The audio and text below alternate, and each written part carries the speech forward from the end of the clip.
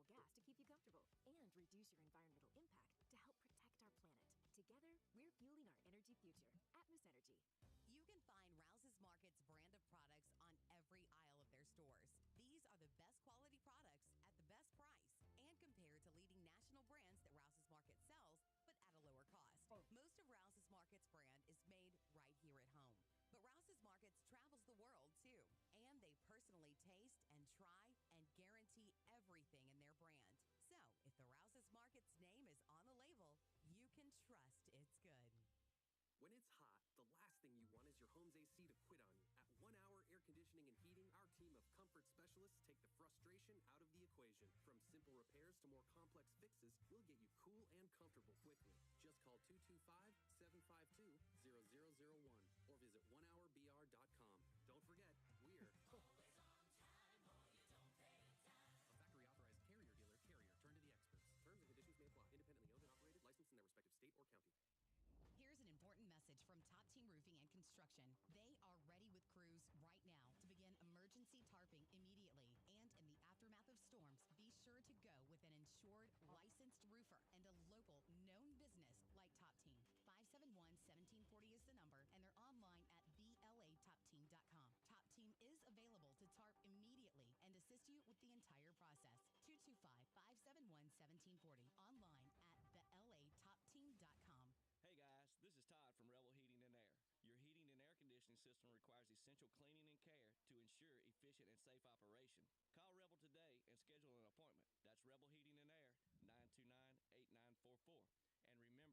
go to rebelheatingandair.com. Score a great deal on a new SUV from Sterling Kia and Lafayette. Take $3,000 off the MSRP or finance at 3.49% APR for 72 months on all remaining new 2024 Kia Sportage in stock. No time to make the drive?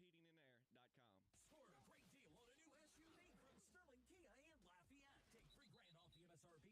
Dealer discount 1,000.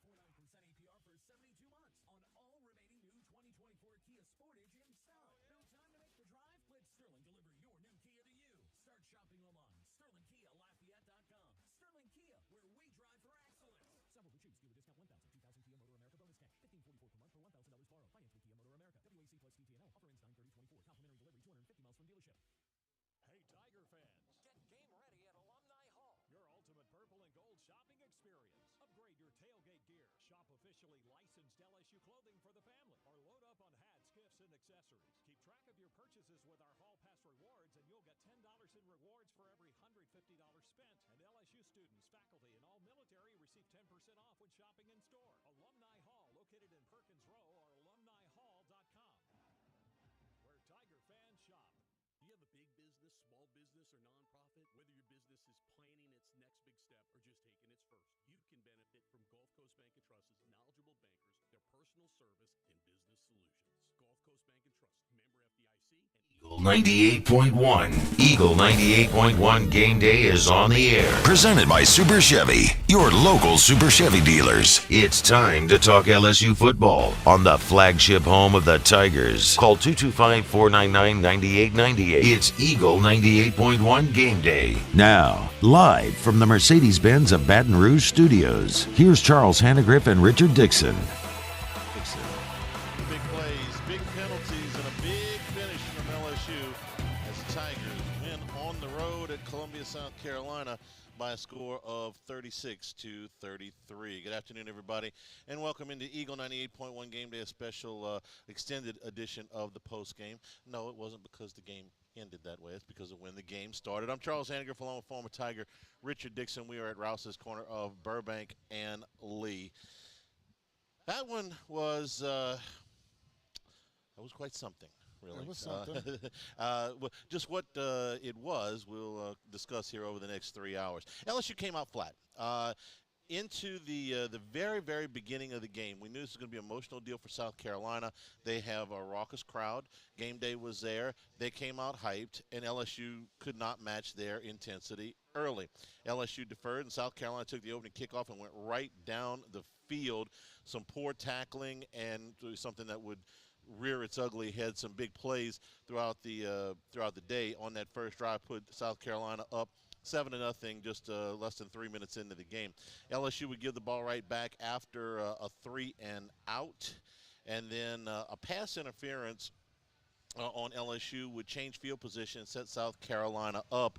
But the drive would end when Zy Alexander, and Richard, we spent a lot of time talking about Zy, how important he is, stopped that early drive down in deep in LSU territory, the interception in the end zone, turned back South Carolina's next scoring threat. The next drive, when LSU took over, resulted in a pick six, the first of two on the day that would be called back.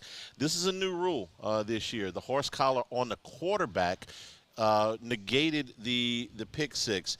And so instead of LSU being down 14-0, they got a little bit of a reprieve. The drive stalled. South Carolina scored, making 10-0 at the end of the first quarter. Then at the beginning of the second quarter, another flag, this time for an intentional grounding on Garrett Nussmeier, backed LSU up, got a punt blocked on what Brian Kelly said after the game may have been an illegal play, and it took South Carolina from the 10-yard line exactly one play.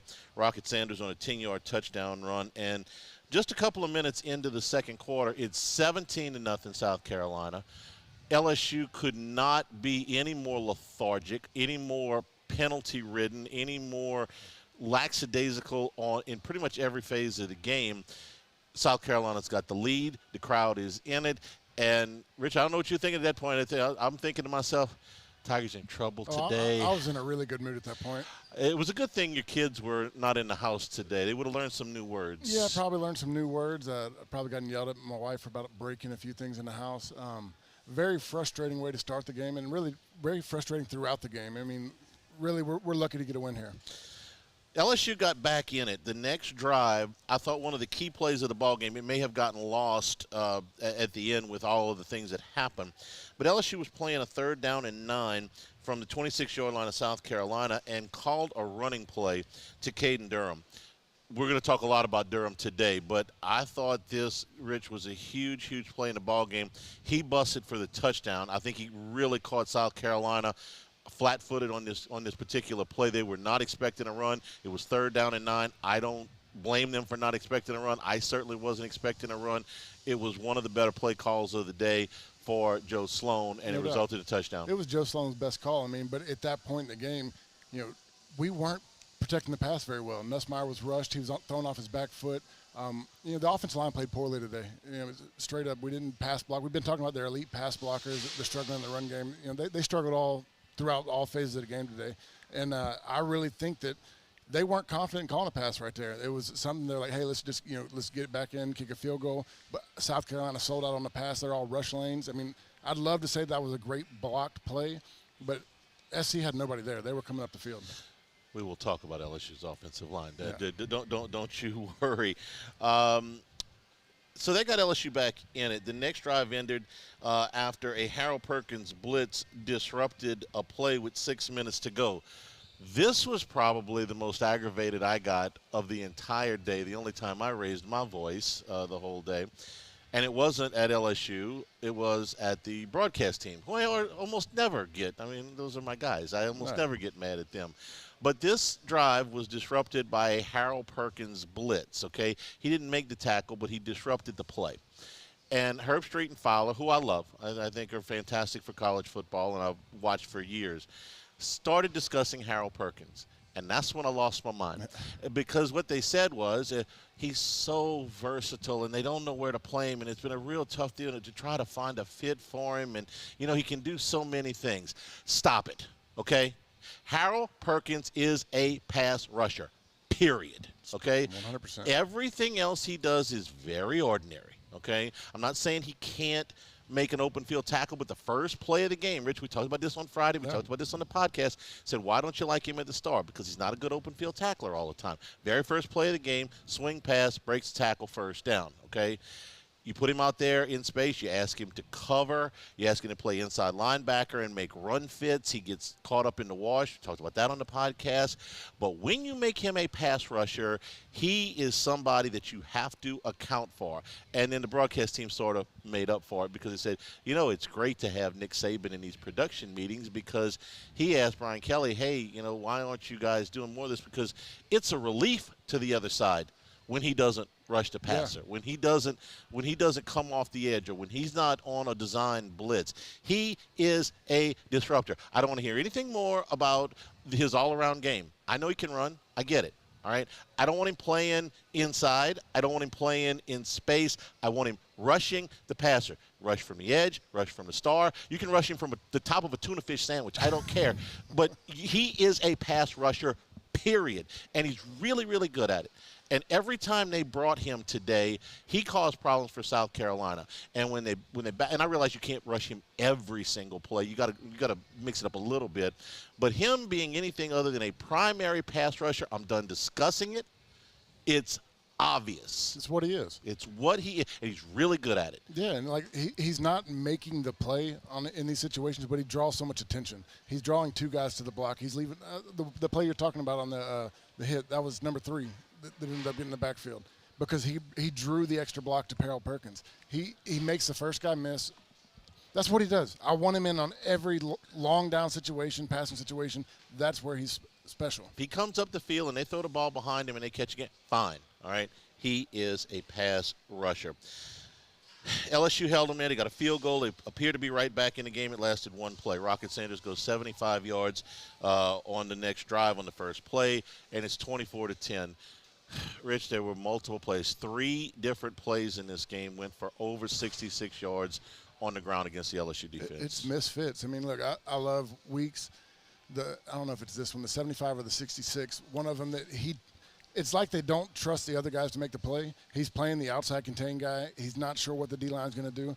It looks like the ball's going up the middle. He tries to jump around where the guy bounced it outside, and he goes without being touched. I mean, every time, it's so frustrating because I thought if you take away the big plays, which this sounds stupid, the defense played decent. Like they made a lot of good plays today. We got five sacks, 4 fumbles, 9 tackles for loss. But then when you see them rush for 240 yards, you're frustrated. They did some things. I'm going to talk about Lenora Sellers here in a little bit, but him going out of the game. That's how we won. Yes. I mean, when you see. I was going to say it nicer than that. I want to say yeah. The first play back in, they ran a read option, and everybody knew he wasn't going to pull. And that's when Shan comes off the edge and hits him in the backfield. He could completely sell out because Sellers couldn't. Yeah. If he pulls that ball, he goes for 20. I mean, and we knew that he could not run anymore. And I think after they saw that play, you saw Ashford come back in again. I give Shan credit there. He knew Sanders couldn't pull it and run. There was 20 yards of real estate, but he'd have had to limp through it. Yeah. So I give Shan credit there. Nussmeier got it going right before the half. Big passes to Thomas, to Daniels, and then Lacey for the touchdown. That brought LSU within 8 after a poor snap. Derailed the point after. Opening drive of the second half, LSU drove down the field. They had a pass interference, set them up first and goal at the 2, but LSU could not punch it in. This is where my mother sends me a message through my wife. Why do they keep calling the same play? I can't talk about this on air. And my deal is, why can't you gain 2 yards in 4 plays? And the fourth down play where they were trying to go out into the flat, there's so much penetration there that Nussmeier, basically, he collides with the running back because there's so much penetration there, and LSU misses a golden opportunity there. Every time we get in a short yardage situation, a goal line situation, we cannot nut up and make a play. I don't know what to say at this point because, we've talked about this offensive line all year. They got to make a play right there. They're getting pushed in the backfield. We said USC. Okay, USC's maybe improved with Swin. Okay, Nichols, they're tired. They were on the road. South Carolina, there's 3 games in a row that we're proving that we cannot run block. Yeah, it's surprising. It's not something that in August I would have ever told you that I would have expected. Lenora Sanders tried to come back in. We talked about that. The ankle wouldn't hold up. It was huge. LSU scored in the first play of the fourth quarter. This was Nussmeier to Taylor, and somebody's record got broken. Yeah, 91st reception of his career. It was important, Rich. I wish it had happened when I was happy, though. Like I would have rather been happy in the moment. Well, that gave them the lead. That was a huge play. I was already mad. Yeah, well, I know. So anyway. Taylor becomes the receptions leader for tight ends, goes by your career record of 91. Next drive, another huge miscue for LSU. This was the one. By the way, Sanders went 66 yards after that to put them back up on the lead. That was the Whit Weeks when he popped inside. They botched the extra point. They did a penalty on the 2-point, and then they missed on the retry. And then another big miscue. This one aggravated me. This is the snap to Nussmeier that he's not ready for. Now, I don't know for sure. I haven't heard from him after the game, but he was really hot with the officials. And what I think, you tell me, they called LSU again for deserting signals early in the game. They called them for a delay of game, and this is something they would call for in the USC game. And I got to wonder if they're coaching this properly because they keep getting it called. And Kelly keeps saying, hey, we're not doing anything wrong, and the officials obviously have disagreed with him in 2 games now. I think what Nussmeier was hot about was that South Carolina had done something to that nature, clapped or something, or maybe it was him. Whatever it was. To me, Nussmeier walked up to the line and was trying to change the play. You got a young center in a loud stadium. You're going on sound, first movement. To me, it looked very similar to the first play of our national championship game in 07 where Helm snaps the ball over at Flynn's head. Those two will argue about it to this day whose fault it was. But, I mean, it's one of those deals where, loud stadium, you're going on movement or you're going on foot raise or hand signal. He's looking for it. And when I see Nussmeier, he drops his hands and steps up to change the play. Did he clap? I forgot. It looked like to me he dropped his hands. Okay. And when he dropped his hands, the center saw it and snapped the ball. The next, so they give LSU's defense credit here. They hold them to. I'll give them credit in the second half. 66-yard run. 3 and out. So it's a field goal. So it's 33-29. When South Carolina got the ball back, they complete a deep ball down. Robbie Ashford is not much of a threat to throw the football down the field, but this was probably his best throw of the day. Completed ball down to the LSU 30, and it was good coverage, but he put the ball right there. The receiver made a really nice play on the ball, ripped it away from Alexander, and they're going to set up first and 10 on the LSU 30. Offensive pass interference call on South Carolina. I thought it was a weak call. Yeah, it was a terrible call. It went in LSU's favor, but I thought it was a terrible call. LSU would get the ball back. They drive back down, and here was the 101-yard pick six. That was called back because of the hit on Nussmeier, which I also thought was a weak call. He didn't hit him. He ran by just like every D lineman does. He puts his hands on him. Yeah. He gives him a little shove just to let you know he was there. He goes to the ground and they call it. I mean, if I'm Kennard, who played fantastic today, I'm like, what am I supposed to do? Am I supposed to just get out of his way? This is a call that went in LSU's favor, but I'm not going to sit here and tell you I thought it was the right call. I'm not going to be a hypocrite just because it went in LSU's favor. He doesn't hit him in the head. He doesn't blindside block him. He gives him a little shove. He gives him a shove from the front. I mean, it's football, right? That's what you do. This is a gigantic call. This is a 101-yard interception return that's got to come back to the 10-yard line. You got 2 of them in this game. I mean, and this is where I'm the most frustrated. Yeah, I'm happy we won. Yeah, I'm happy that we fought back and won the game. But we do not deserve to win that game. There's no way. I mean, you got 2 pick sixes come off the scoreboard. I didn't chart it. The amount of times we were in the red zone that couldn't come up with points. Embarrassing. The 4th and 1s, the 1st and goals, embarrassing. Like it was a very frustrating offensive performance for me. That end of the first quarter, there was a sequence where LSU had a 3rd down and 1 and tried to throw the ball because they didn't feel like they could get the yard. And then the ensuing drive, Arkansas every time I see Rocket Sanders, I think Arkansas. South Carolina comes back. They've got a 3rd down and 2, and Sanders runs over 2 people to make it. They did it all day long. It's like their running backs fall forward. They're getting a push. I mean, I don't remember a running back getting stopped in the backfield or at least getting a 1 or 2 yard. You always say fall forward. We just get shoved in the backfield. We either break one or it's a no gain. So instead of the 100-yard pick six, they got to start back at their own 10-yard line. They couldn't move, so LSU started their game-winning drive at their own 45-yard line. They got a really nice 10-yard run from Durham.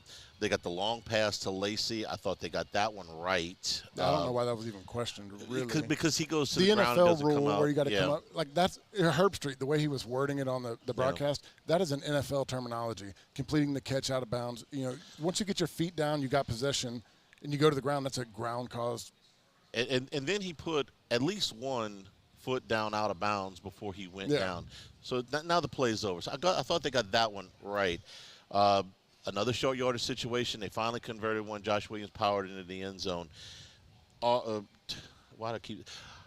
It's not Auburn. It's not Arkansas. Ashford played for Auburn. Sanders played for Arkansas. It's South confusing Carolina. at this point in the portal days. South Carolina drives down, 49-yard field goal, just wide to the left. I mean, he missed it barely. They played it conservatively. They were nervous about this is where I think LSU would have been a real bind if Sellers would have been in the game.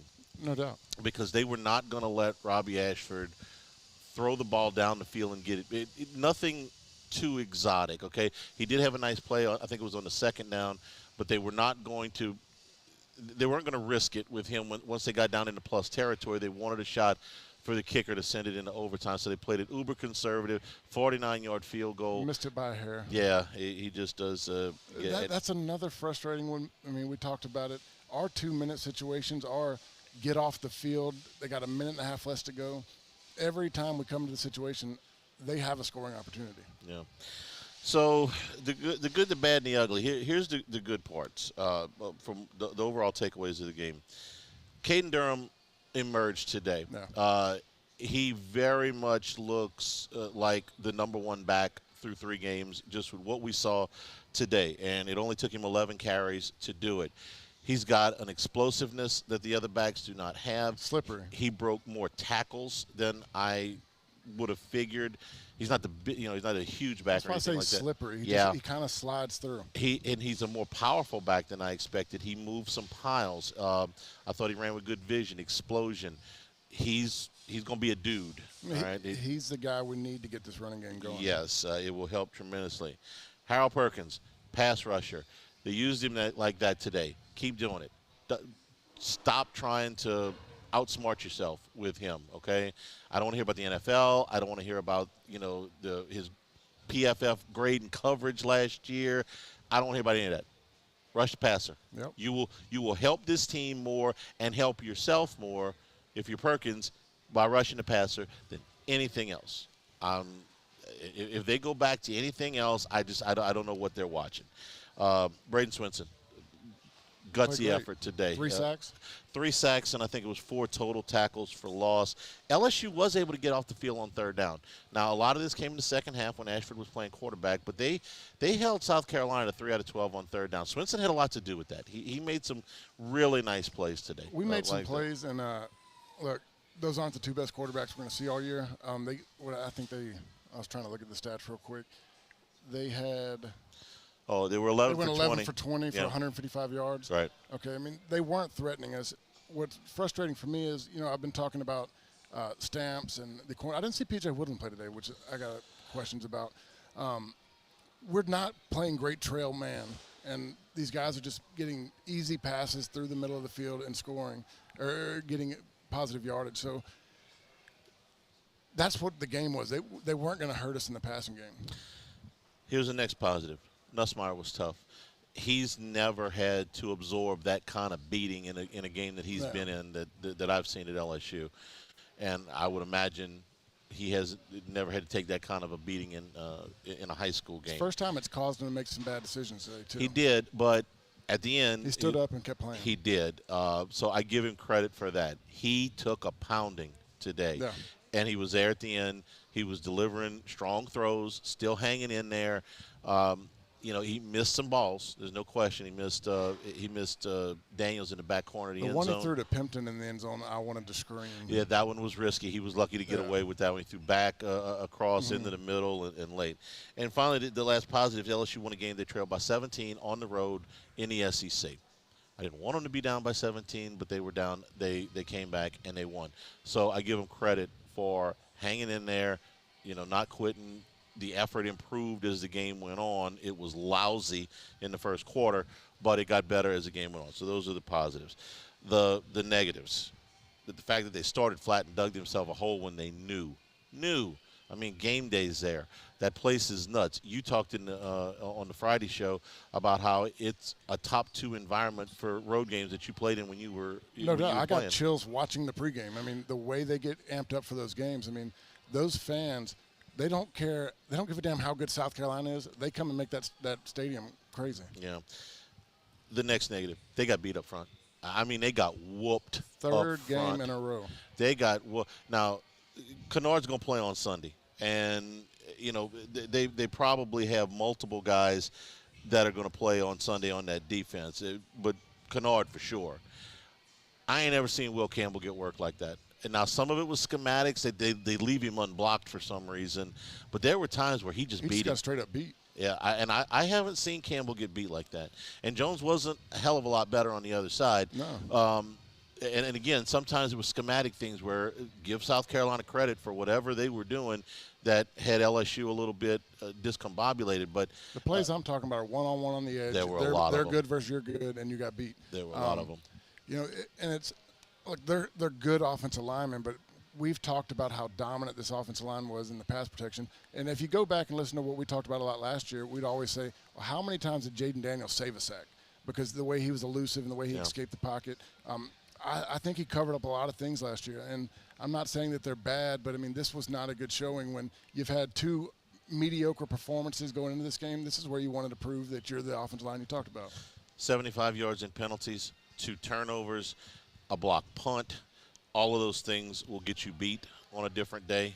And this is with them getting some calls. Yeah. I mean, we just talked about it when we went through the game recap. 2 pick sixes overturned. The offensive pass interference that would have put South Carolina down on the 30-yard line the fourth quarter. I still don't know who they called it on. Well, like they said 8, they called 14, it on 8. 3, but they probably called it on 8. It was a weak call regardless. So you got some calls, and you still needed all of this. If Lenore Sellers plays in the second half, I give South Carolina about an 80 to 90% chance of winning this game. Yeah. Because LSU was able to sell out at times. They knew that Ashford was not going to be able to beat them throwing the ball down the field, that long offensive pass interference notwithstanding. Had Sellers played in the second half, look, man, they almost made enough plays to win without him. Yeah. If he's in there, he was a monster. They missed a field goal, a 49-yard field goal to go into overtime with the backup quarterback. Yeah. And they allowed 3 runs of 66 yards or more, part of 243 yards on the ground. Yuck, yuck, yuck.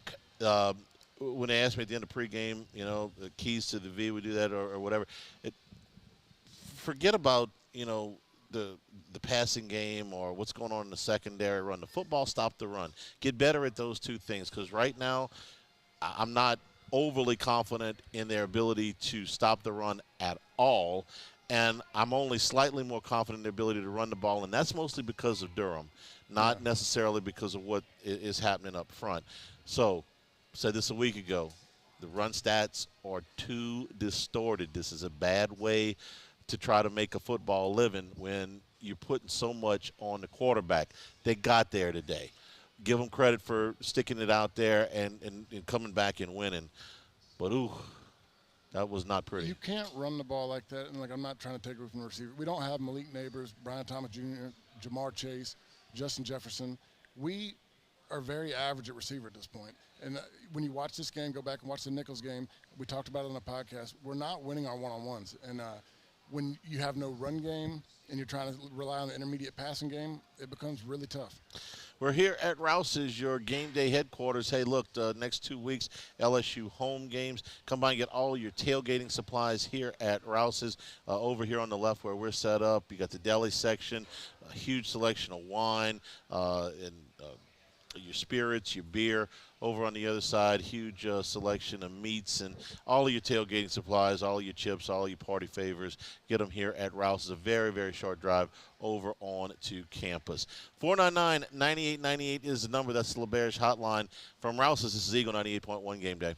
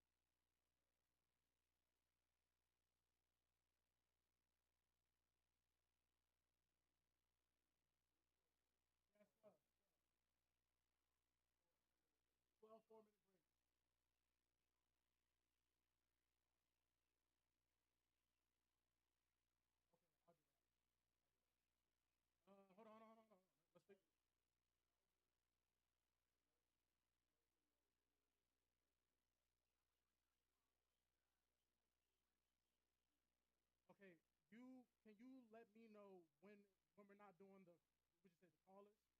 Every segment that's not the callers, because he has to know that so he can play like the sounds and all that when it's coming up. So like we don't have, so like we have certain hotkeys we use. Hold on. We can figure this out first. Somebody said we can figure this out first. So y'all, so Paul can get off my, I'll text you. So all right, let's switch. Let's switch that. So go to bank tree. Yes.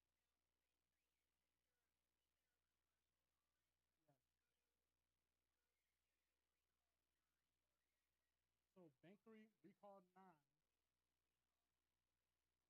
Yeah. This one. Okay.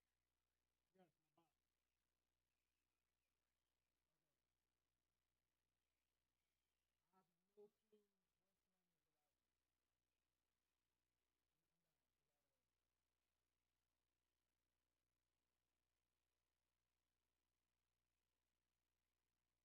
I'm down. Call like a hotline.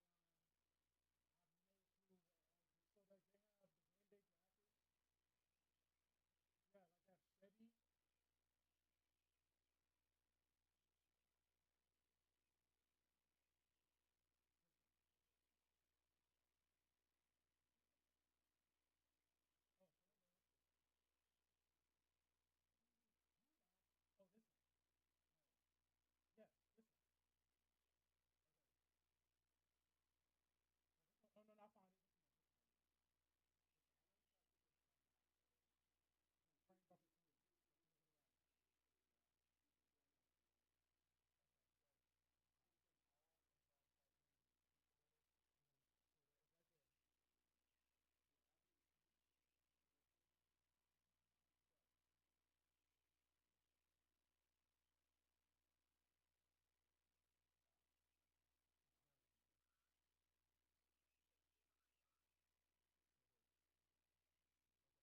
Okay. Perfect. That's good. That's what's I want. Okay. All right. Now I gotta get this set.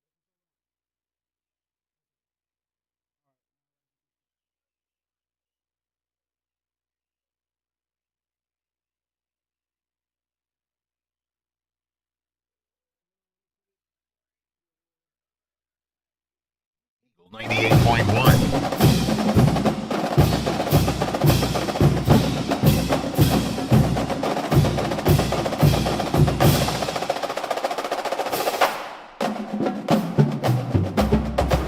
Rouse's LSU wins it 36-33. Do you think he was going to make that field goal at the end? I did.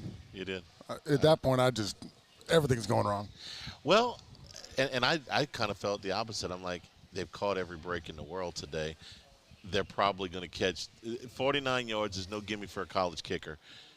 He had enough leg, and he just barely missed it. But at that point, I kind of felt the opposite. It was like, they don't really deserve this necessarily, but they've caught every breath. If you're a South Carolina fan and you're walking home from the stadium, you think LSU man. fans are mad. I mean, You're sick to your stomach. how mad are those guys? I mean, I'll tell you, to be honest, before Josh Williams scored on the last one, I changed the channel. I couldn't take anymore. I was like, I'm just going to keep looking down at my phone and figure out what happens. I can't be beat up every second of waiting for this to happen. And then I flip it back over after we scored. I'm like, okay, we're good. And then he connects on that long pass, gets him on the into LSU territory. I'm like, okay, back to the other channel. Let's see what happens. It was a nerve-wracking game, to be sure. Where they are, you're a quarter of the way through the season. Now, you played 3 games out of 12. I can't think of an August that we've had more things just kind of turn around on us than this one. If I was certain about nothing else, I was certain about the offensive line. Through 3 games, they played quite poorly. Yeah. I was confident in the quarterback. That's been proven out. Didn't know which one of the running backs it would be, but we thought it would be Caleb Jackson. Well, through 3 games, this is a no contest. Yeah. Jackson looks, and he had one nice run today. He looks slow. I don't know if it's the extra weight or he's, nursing some kind of injury or whatever, but he does not look as explosive as he did a year ago. I think he's a one-step, one-cut guy, and I'm going to put some on him because he's got to make a play, but he's not seeing a hole to get a one-cut and run. I mean, there's so much with Durham. in last week, he didn't have the greatest. He got a couple plays on the outside. They got tackled in the backfield that wasn't blocked well. But today, he's the only one that could slip past somebody. I mean, it's frustrating because, look, I'm putting a lot on the offensive line. These are SEC running backs got to make plays. But Caleb Jackson's one we thought was going to do it. Durham's the only one that I feel confident in. If you had told me, especially after what Brian Kelly said during camp, after 3 games, Chris Hilton and Shelton Sampson will have 0 catches. I've been, ooh, that's not good. Yeah. But on the other hand, I've been impressed with what I've seen out of Aaron Anderson, who a year ago we thought was probably nursing an injury. Now, in hindsight, that we look at it, he made some big catches today. He's the only one that's one deep. I mean, and I was starting to look at it as put him as the number 2, put him on the outside and let him try to go because the other guys right now are not winning on the one-on-ones. On the defensive side, we were concerned about the interior. That has proven to be, pretty accurate. Yeah.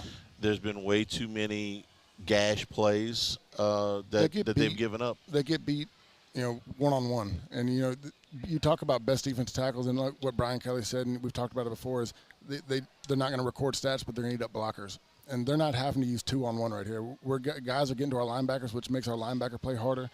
They're covering up the D tackles with one guy, and the guards and the other guys are getting up on the linebackers quick. We'll do the film study on Monday, but this was 2 long runs. Nobody touched them. Yeah. Nobody touched them. When we did the breakdown of the long run, Guggenheim's long run for Nichols, you point out with the end zone copy of the film, you said, this is one missed run fit. This is a second mistake by the safety. This is a third mistake by the corner who should be kind of hanging on. You have to have, for a 66, 74, 75-yard run, it can't just be one guy that's making a mistake. If you go that far, one guy makes a mistake, you make 15 yards. Yeah. You got to go 75, you got to have multiple guys. And I got to go back and look. I know the 66. Look, I've been the biggest flag waver for weeks. That was all him. He jumped inside trying to make a play and left that outside lane wide open. And I'm sure once I go back and watch this film tomorrow, there's going to be multiple on those 3 runs. I don't know what do you do about that at this point in the season? We're still early in the season. They only played 1 conference game, and they have had this problem through 3 games now. It's hard because I've been thinking about that, watching that play. The defensive tackles are not very good, and that's just where we're talent without talent. We don't have playmakers there. They're getting blocked one-on-one, and I feel like the linebackers are starting to feel pressure to make plays because they're gonna. If they just run it up the middle, they're going to get 5, get 4, get 6, get 5, and they're trying to pop inside and make a play to stop it and get a 3 and out or get a stoppage. But that's what you hear Brian Kelly talk about earlier in the year. If all 11 play 1/11 of the defense, will be okay. Well, these guys are trying to make up for lack of talent on the inside. They had 6 players today start at defensively, start at a position that they were not starting at before. Ahmad Bro started in Guillory's spot at defensive tackle. Perkins opened the game at the star. Weeks started the game in Perkins' spot. Alexander started for the first time.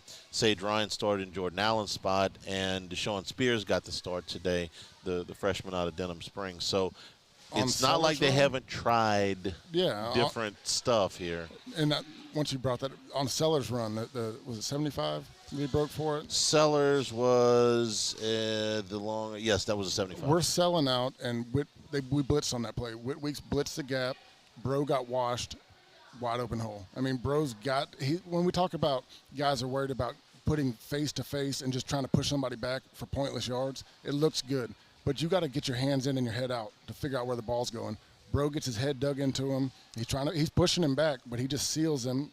Witz bleaks on the opposite gap, and then you got a wide open hole. Yeah.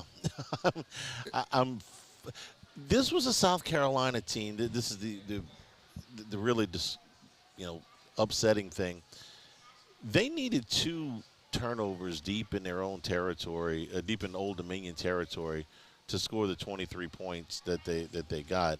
Last week they played a Kentucky team that did not even have a heartbeat offensively and kind of slogged their way to 31 points. But this is no offensive juggernaut, and they went out there and looked really, really difficult to defend in that first half. I'm tired of complimenting the other team for our weaknesses. Ah, well, this is not. That wasn't really meant to be a compliment. But we for did the that with other- USC. Oh, they got the new defensive coordinator. They got the transfer in. They're playing well. That was our problem. Nichols. Oh, they're playing tough. We're tired. We had a short week. Okay. USC. I'm not making excuses anymore. Yeah. Okay. That's fair. That's fair. 499-9898 is the number on the LeBarish hotline. Tulane with a pick six on Jackson Arnold. Fourth quarter in Norman. Sooners 24, Wave 19. We'll see if Tulane can stick their nose in there and pull the upset in Norman as they go to kickoff very early in the fourth quarter, just about 40 seconds in. We're here at Rouse's, corner of Burbank and Lee, Eagle 98.1 Game Day.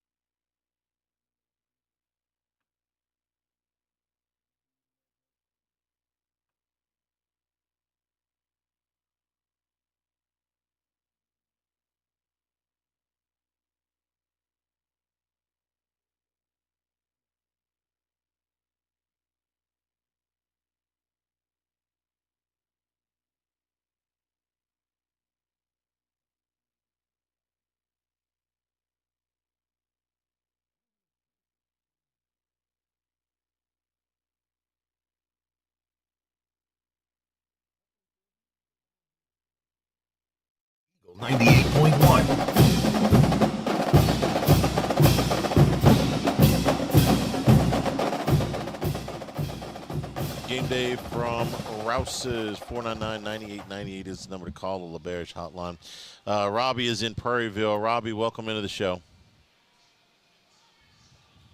Hey, can you guys hear me? Okay, I had a quick question and two quick comments.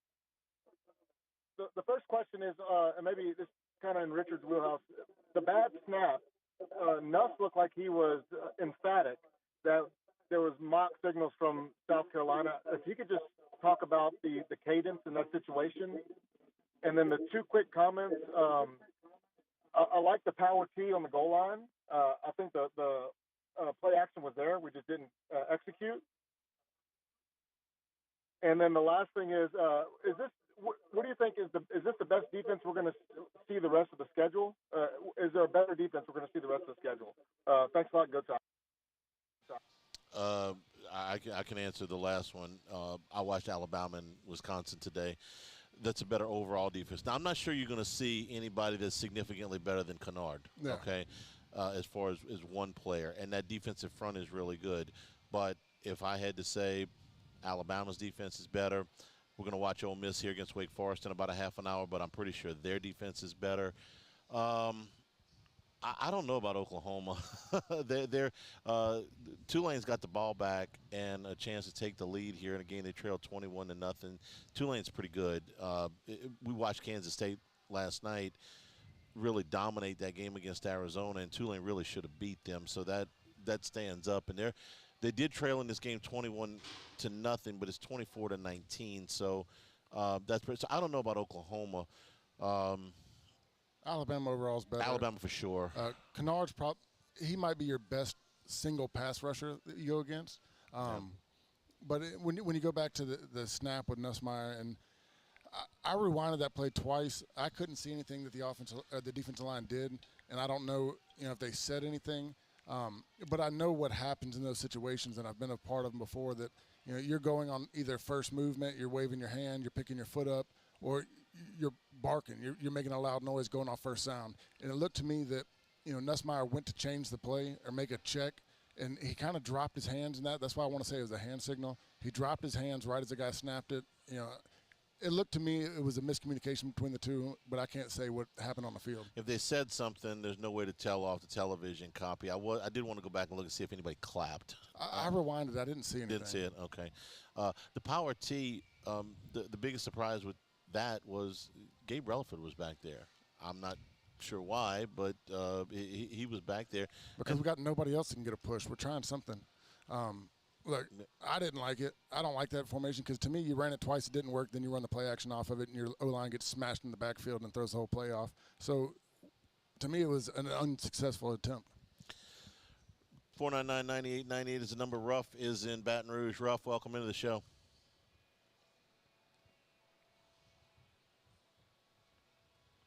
Ruff, are you there? I think my biggest concern out of many things is the lack of creativity in the run game. I want to get your thoughts on that, especially whenever we're in the red zone and fourth and short situations. It seems like we're trying to ram it up the A gap whenever that may not be our strength. Do we have a guard that can pull? I think we ran counter once and left the defensive end unblocked. Just want to get your thoughts on that going forward, how we can get it fixed. I hadn't seen anything that can fix it. I mean, you start with your first five. Those guys got to get a push and first and 10, second and 10, second and intermediate. We're not getting a push anywhere in the run game across the field. And then when we talk about, I always go back to what we did, and I know it's a whole different era of football, but we brought in goal line personnel. We brought in heavy packages, and we had 3 tight ends that were, I was the smallest one and I could block. These guys are not very physical up front. It's something that, I'd love to figure out what we're going to do. I mean, this is 3 years of it. I mean, we talk about it. What saved us last year is you had Jaden Daniels who could pull it and go around the edge. I don't see where we're going to come up with something unless these guys just dig in. Didn't seem as much 12 personnel. It seemed like to me today, which was something we talked about in the first couple of games. If you're gonna run the football out of 12 personnel, you better find another tight end that can block, which is why they put Bordelon on with an 89 number. But I don't remember seeing when you go to your heavy at all. package, which is that T formation, whatever they said, they didn't bring in Pimpton, they didn't bring in Bordelon, they didn't bring in Green. You brought in a defensive lineman. To me, that tells you everything. 499.98. It's a creativity. Executed better. I mean, It looked pretty. It looked different. But what did it do? I didn't see anything that made me feel hope for that formation going forward. Wish I could disagree with you. Let's see. Jordan is in Atlanta. Jordan, welcome into the show. Guys, I was in that number today watching the game, walking back towards my vehicle, hearing the crowd, the fans, and then again listening to Beamer in his post game. They were talking a lot about the two big penalties on the turnovers: the horse collar and the the personal foul on Nussmeier after the pick six. Of course, they didn't show the replay in the stadium. Just want to get y'all's comments on the validity of that, because Beamer seemed to strongly disagree, especially with the roughing on Nussmeier. Thank y'all. If I'm Beamer, I'm screaming at this point, because that's a game they should have won. And it's a game, look, LSU came back, they stuck with it, they won the game, but they got a lot of help. That is not an egregious hit on the quarterback. I know what the intent of the rule is. The intent of the rule is what happened to Joe Burrow in the PlayStation Fiesta Bowl, where the guy cracks back and kills him. Yeah. That's the intent of the rule. They don't want you to go quarterback hunting after an interception, which we were taught to do back in the day. Well, back in the day, that was legal. I remember where the whole anatomy of the rule changed was Green Bay had a defensive lineman. I think his name was Martin, Charles Martin maybe, and they were playing the Bears, and this is when the Bears were really good and the Packers weren't, and Jim McMahon threw an interception for the Bears, and Martin picked him up and body slammed him. I mean, like he was a professional wrestler. Picked him up and slammed him to the turf and hurt McMahon pretty bad. And so they threw him out of the game, which back then was rare. This would have been about 86, maybe 87, somewhere in that area. And so after that, it was like, hang on, quarterback hunting, okay? You were going because it was a free shot on the quarterback. This was an opportunity to go hurt the other guys. They became like everybody else on the field. They became like everybody else on the field, and the league said, we can't have this, and they changed the rule, and the colleges changed the rule. And so I understand the intent of the rule is you don't want people going out there trying to injure quarterbacks on turnovers. That wasn't what happened here. What happened here was Kennard gives him a two-hand shove in the chest to make sure he doesn't go make the tackle. Now that's a block. That is a block. Yes, it is a legal from the front, not vicious, not blindside, not to the head, not to the neck, not to the knees. I mean, honestly, if I send that play, if I'm South Carolina and I send that play into the league, I'm like, what do you want him to do? Get out of the guy's way? Let him make the play? Yeah, no, I don't think Nussmeier would have made the play anyway, but that's beside the point. No. Kennard doesn't know that. No. He's playing football. I thought it was a terrible call. I thought the offensive pass interference against South Carolina was a terrible call. And both of those were big, game-changing plays. I feel like, and I know I'm biased, but this is the first time that the referees has helped us out.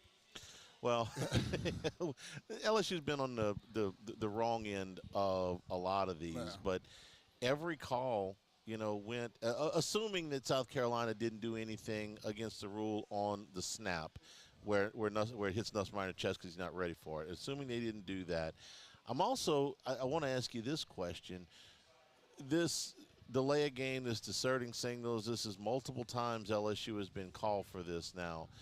If I'm Brian Kelly, I got to ask him if I'm coaching this properly, because when they've done this, they come over and he's like, we didn't do anything wrong, and obviously the officials disagree with them on these defensive line shifts. I wanted to go back, and that I've never had a false start penalty, because the only ones I ever had, that's what they did. John Chavis was masterful for this. I mean, that's what he did. He brought linebackers up, had guys shift to the line. I remember the only offsides penalty I had was in 06 against Tennessee on the road.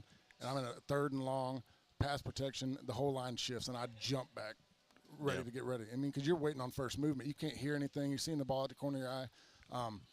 I got a lot of questions for that because we've been called on it in the USC game. I think we got called on it once in the Nichols game, and then we get called on it in this game. If we're doing it 3 times in a row, okay, what's the rule? Because I'm going to stop shifting at this point if I'm going to get a penalty every single time we do it. I want to know how it's being coached because, again, Kelly thinks that what they're doing is not a penalty, and the officials disagree, and the officials are going to win every time. I'll tell you, the only thing I saw like really different was we were really dramatic when we did it with our arms. You saw USC do it a few times, and those guys kind of kept their bodies together and just shifted. And that might be all it is our guys are very dramatic with their movements. But, I mean, I'm just looking for something at this point. Yeah. 499-9898 is the number to call. I haven't heard Beamer's press conference yet, but we'll get to it. I don't blame him for being upset about those 2 calls. Kelly said that he thought the punt block was an illegal play. You're leaping at that point. You can land on a player. Now, I know on a place kick. Call on a place kick. That is, I know the rule on a place kick. I'm less certain about the rule. Do you know I'm not sure the rule? on that. Because I think what he's getting is that they are leaping and landing on the protection guys, the 3-man wall. I think that's what he's saying. Yeah, I'm not exactly sure about the rule like you. I know it is on the place kick, but I'm going to go further than that. We've had questions about these punters, and Brian Kelly talked about questions with the punters. I've never seen a punter punt the ball 1 yard behind the shield. That was a step problem for me that he got way too close, took an extra step. He should have never been punting the ball that close to the shield. There were some special teams problems today for LSU. 499-9898 is the number to call on the LaBerge hotline. We'll take a break. This is Eagle 98.1 Game Day.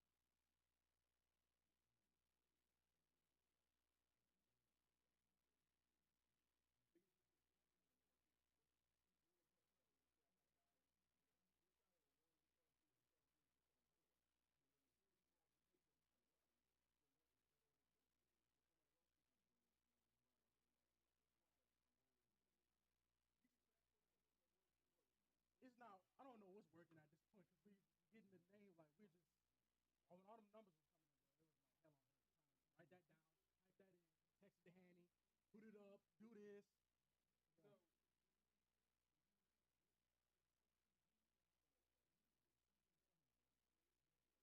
together. Like this, I don't even know.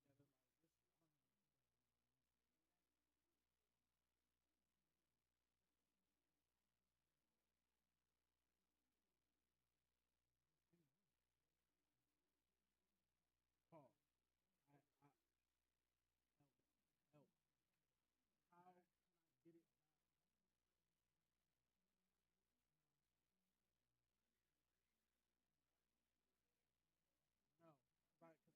No, right? Because it fired off. Yeah, listen, like, trying to be nice. I'm being nice.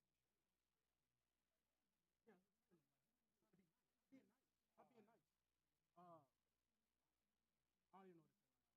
This is so. It's like I don't even know what's going on. This is, we got Bo in here. We got Katie. Everybody's in here. Like, okay, hold on. I'm trying to get the damn Rouse's background. I'm trying to get this. I'm trying to get that XP1 back color on this. Okay. All right. That's how this look. Correct. All right. Commercials. How can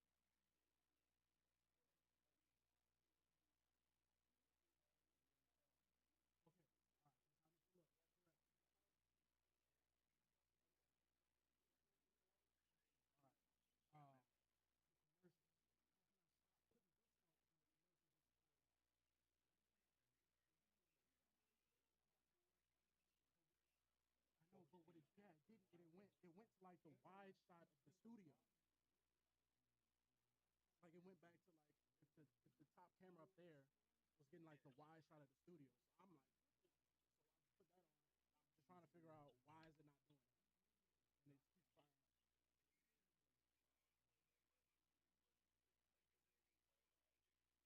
You want to preview it or just hit it?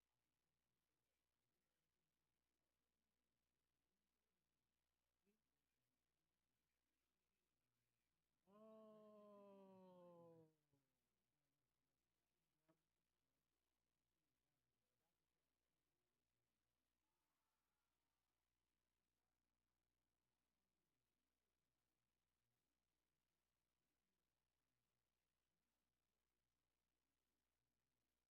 Eagle 98.1.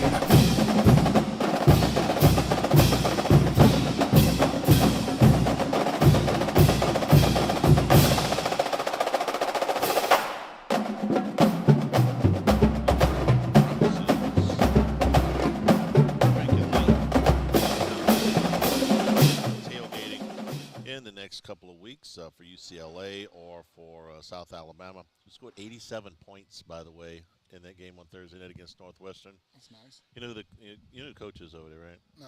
Major Applewhite. Oh, nice. Yeah. They scored a cool 87 points the other night. Anyway, come to Rouse's. Get all your tailgating stuff. You come into the store. Go to your left. You got the deli section. You got the chop house. You've got your wines. You got your spirits. You've got all of your beer. Lots of tons of ice if you're going out for that. On the right side, your regular groceries, all of your paper plates and paper towels and things like that. Tons of meats and lots of stuff that you use tailgating. So come on over here. It's not very far drive down to LSU at all. We're watching Tulane against Oklahoma. Wave throw an interception. This was on a tip drill. So Oklahoma holding a 5-point lead with 6 minutes to go. Has the ball deep in Tulane territory. They're inside the 25-yard line. You asked me what I thought the spread would be if LSU played Tulane right now. And I think LSU would, on a neutral field, would be a little bit better than a touchdown favorite. Not if they had lost today, or if the Wave comes back and wins this game. I'd probably change it up. 6.5. I'd probably change it to that if either one of those outcomes were flipped. But they're pretty good football team. They're playing sound. They're playing fast, and that's the most athletic Tulane team I've seen. Just from as far as the defensive line standpoint, they make a lot of plays. I like the quarterback, Mensa. True freshman too. Yeah, very, very nice player. All right, 499-9898 is the number. Matthew is in Gulf Breeze. Matthew, welcome into the show. Hey, Charlie. I went back and looked at it. This is the 10th game that I've seen that we started down by double digits, either in the first quarter or the first half. And you were saying the start of the show that we were slow, we were lethargic. Why aren't these guys ready to play? I mean, this is the third year in its consistency that we get behind in games. Like in Wisconsin in the bowl game, we started down 14-0. Anyway, but that's it. I just wanted to get your opinion on that. Why aren't they ready to play? Why do we keep getting way behind in games? They've been down double digits 10 times in the Kelly era. Is that the stat you gave me? I believe that's what he said. I think. Yeah. Wow, I didn't realize that. Okay, this one's for you. Sometimes you come out flat. I get it. Happens to every team.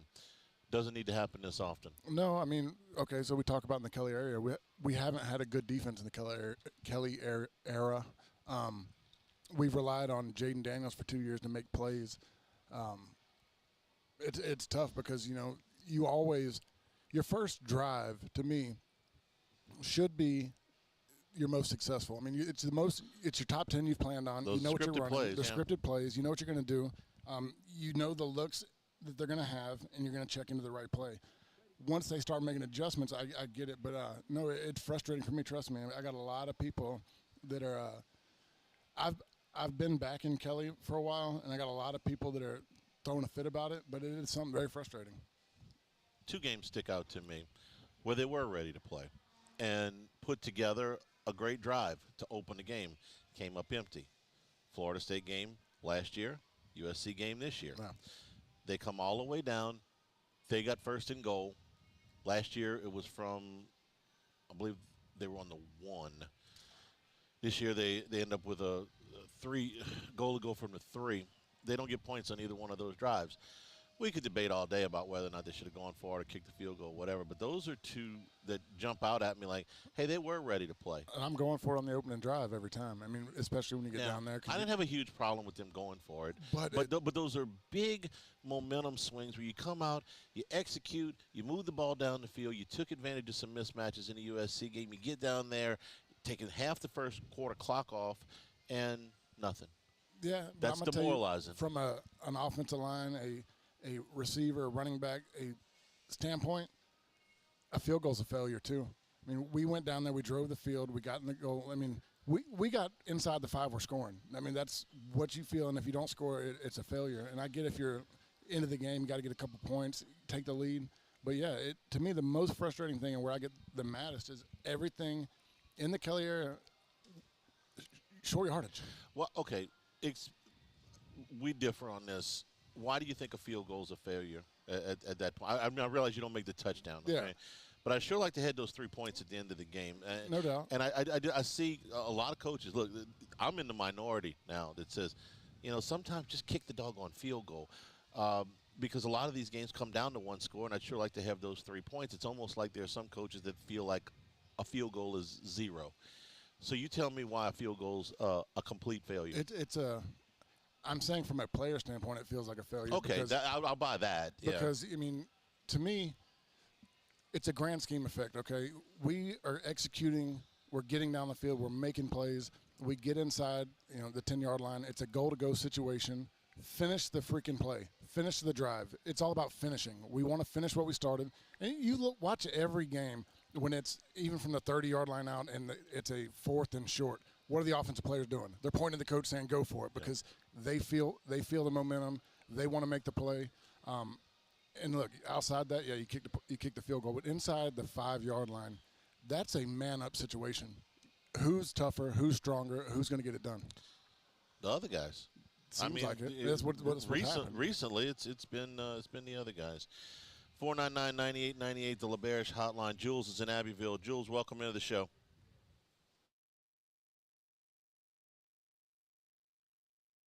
Durham play in the first 2 games? Did Durham play in the first 2 games?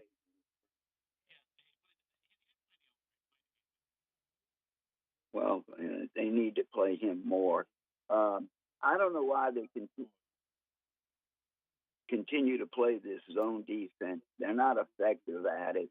To me, they ought to play man. And lastly, I agree with Richard. No excuses. The players just aren't good enough. On O-line and D-line, getting whipped. We just don't have the talent that evidently the other schools do. So they didn't deserve to win, but they got lucky. Thank you. Thanks. Richard, the zone. We're getting beat on man slants all day long. I think they're trying to play zone because they can't cover man. And we're playing a lot of trail man. And, look, when you play a trail man coverage, you're tempting the quarterback to throw the ball because you can have catch-up speed or you got length that you can make a play on the ball. We're playing trail man, and we can't get there. We're young at corner. I don't know what to say because I was talking highly about these young corners, and it's just something that they haven't been able to make a play when they're playing trail man. So if you can't play zone, you can't play man. That kind of limits your options. Right? I think that we've been a little bit better in zone, and like we talked about at the beginning of the show, we'll play 8 great defensive snaps. But we have 2 massive failures. The massive failures went for better than 66 yards today, 3 different times. Rusty is in Shreveport. Rusty, welcome into the show. Answer the question. I don't know if y'all be willing to answer the question, but I'll ask it in a generic way. Do you have either of you have any direct knowledge that a father, an uncle, an agent, a handler from a player has made demands or insisted that their player play in a certain place?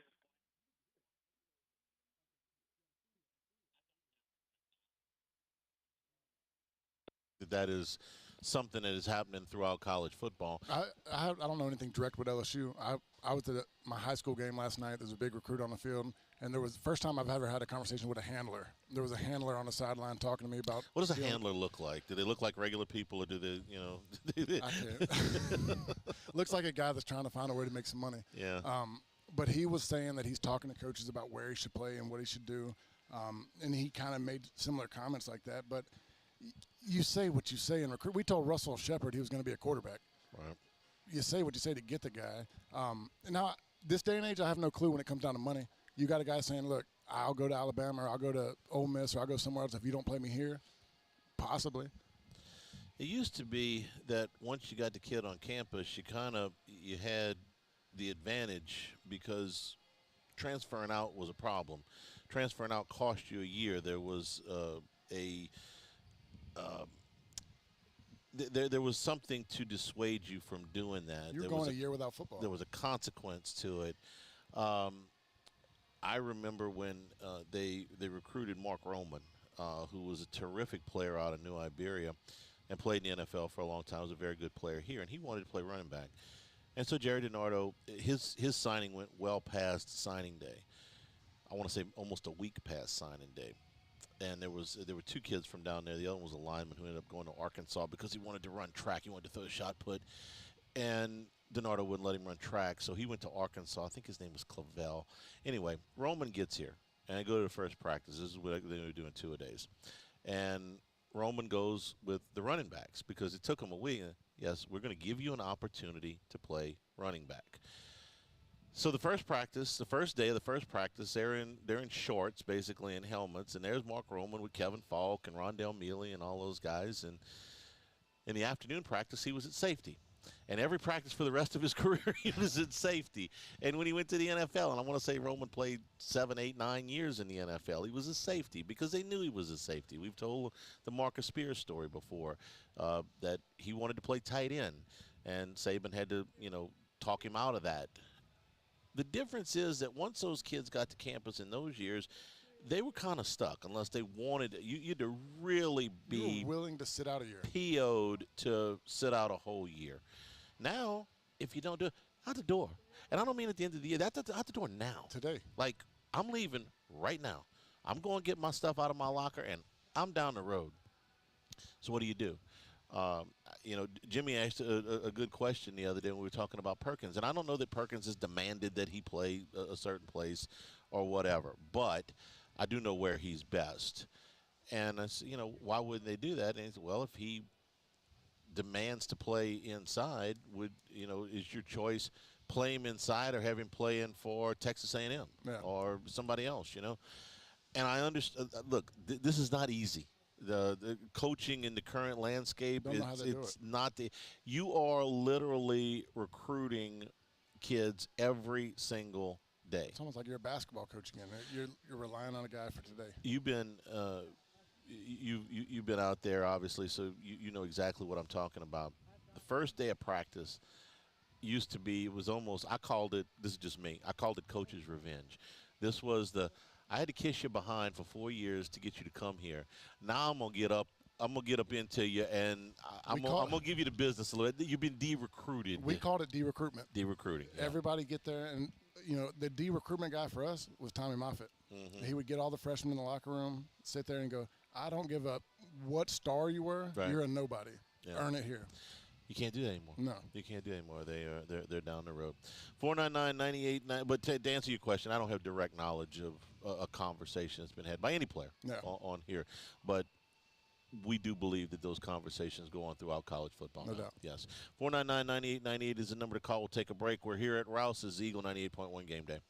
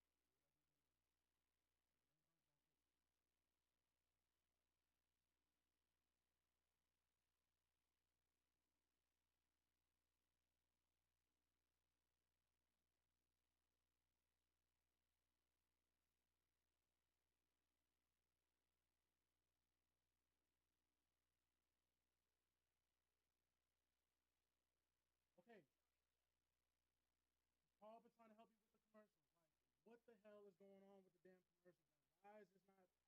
I went over here.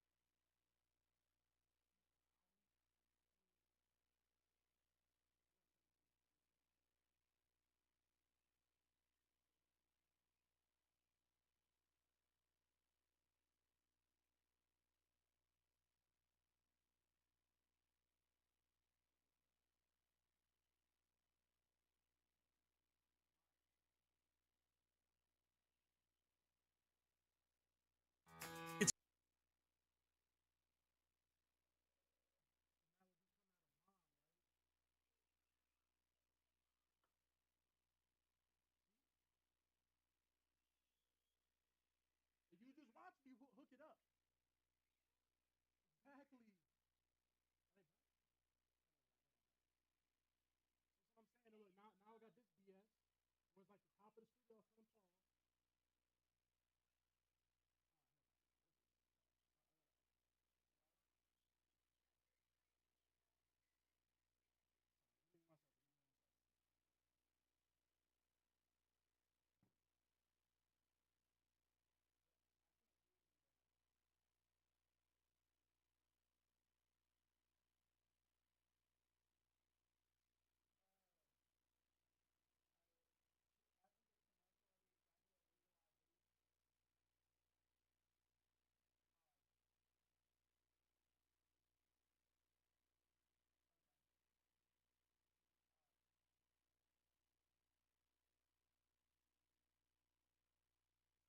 Eagle 98.1. Get a free roof inspection by Garcia Roofing.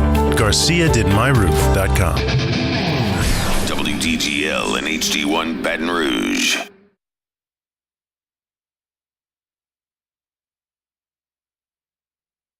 Rice.com. Get on over here to Rouse's and pick up some of the parboiled Supreme Rice, the newest entry into the Supreme Rice family. Also the brown, the long grain, the medium grain, the jasmine, perfect for tailgating. You're making jambalayas, you're making red beans and rice. Anything you make with rice, make it with Supreme Rice. Support our Louisiana farmers. They're part of the Climate Smart program, talking about reducing methane emissions and water conservation. For more information and great recipes, go to the website at supremerice.com. 499-9898 is the number to call on the LaBerge hotline. Chase is in Mandeville. Chase, welcome into the show.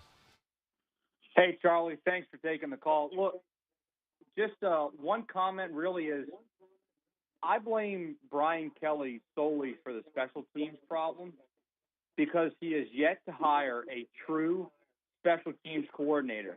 If I'm Kelly, I'm watching McMahon sit on the sidelines of Tulane, and I am driving to his house to bring him back, because the special teams problem is glaring and needs to be fixed.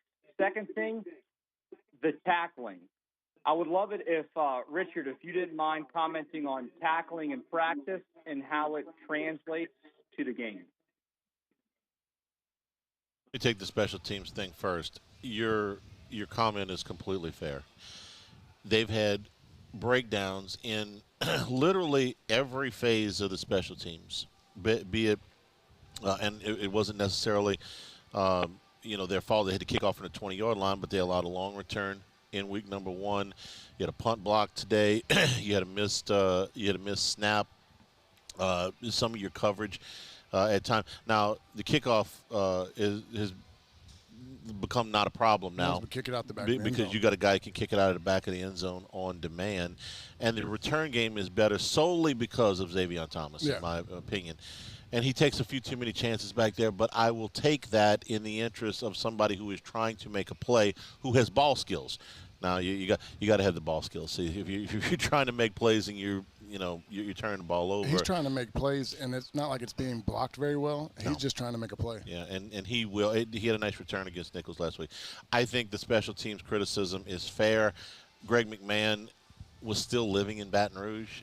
He made some staff mistakes right out of the chute that first year, and they corrected him on the defensive line and in the secondary this year.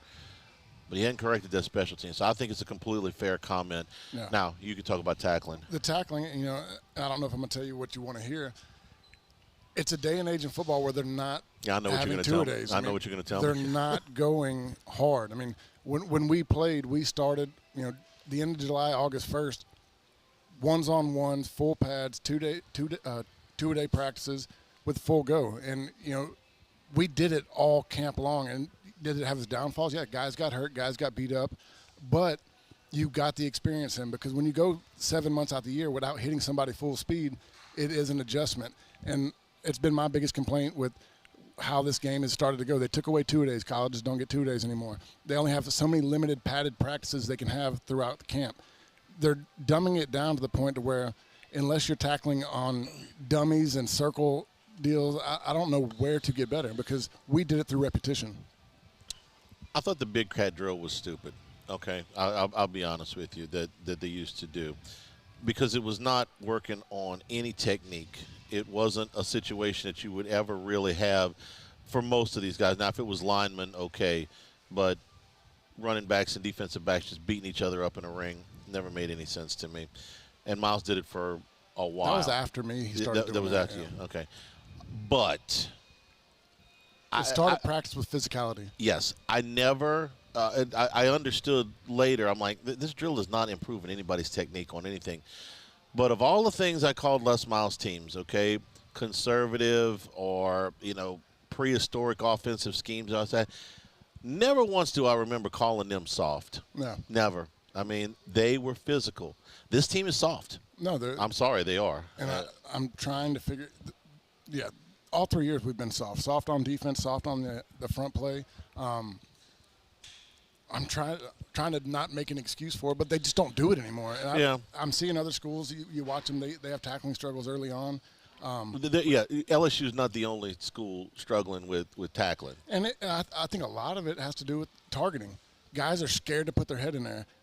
They're scared of, if my head's too high, or he ducks his head, or where my head placement is. And there's so many things that go on in today's football where you could make a clean hit, the quarterback or the running back or the receiver ducks his head at the last second, and now all of a sudden, it's a 15-yard penalty and you're ejected from the game. It's hard to fix if you don't actually do it. We talked about Buddy Tevens, the late Buddy Tevens, who had come up with all of these tackling drills that did not involve full contact, and he had some success with it, but it's a rarity now. Steve is in Lafayette. Steve, welcome into the show. Hey, guys, this actually ties into the last conversation, which is as we try offensively to run the football in the red zone, we try to man up. It just seems like it's an ego thing with the play calling that we're going to try and enforce our will. Is it just me, or are we not creative at all with regards to how we run the football as opposed to just running the football? I'll take your answer and leave it there. Thanks. I mean, you want to be the bigger, stronger, more dominant. You want to be the bully in the situation, and that's the era of football that I played in. We ran two plays. We ran giant power and giant power pass. Everybody knew what we were going to do. We were lining up the linebackers, the whole defense calling it out, and it was man versus man who's going to win. These guys are just not physical at the point of contact. They get pushed back. I don't know what else to say. I was trying to talk last week about maybe that they've done so much pass protection. They're good at pass protection. They haven't had a traditional run game with a quarterback run. But this is 3 games in a row to where, when our guys start the season off saying, we're going to run the ball, we're telling you we're going to run the ball, and we don't care what you say, they haven't done it. And I just don't know, when it's going to come, because it's got to be a mindset, and these guys got to become the batter dudes. Lee, a little bit of ego is a good thing, okay? Even a healthy bit of ego. I want those guys to feel like they're the tougher guy. I want them to feel like they're stronger. I want them to feel like, damn it, if they need 3 feet, run behind me. Pick a Give me guy. the ball. Give me the ball. I'm going to run behind him. I'm going to make a yard. But there does become a point where, and I'm not talking about like a goal line situation. I'm talking about when you get things stacked up on you and you don't adjust. Okay, I've seen LSU run into enough crowded fronts, for the rest of my life. I've seen enough of that.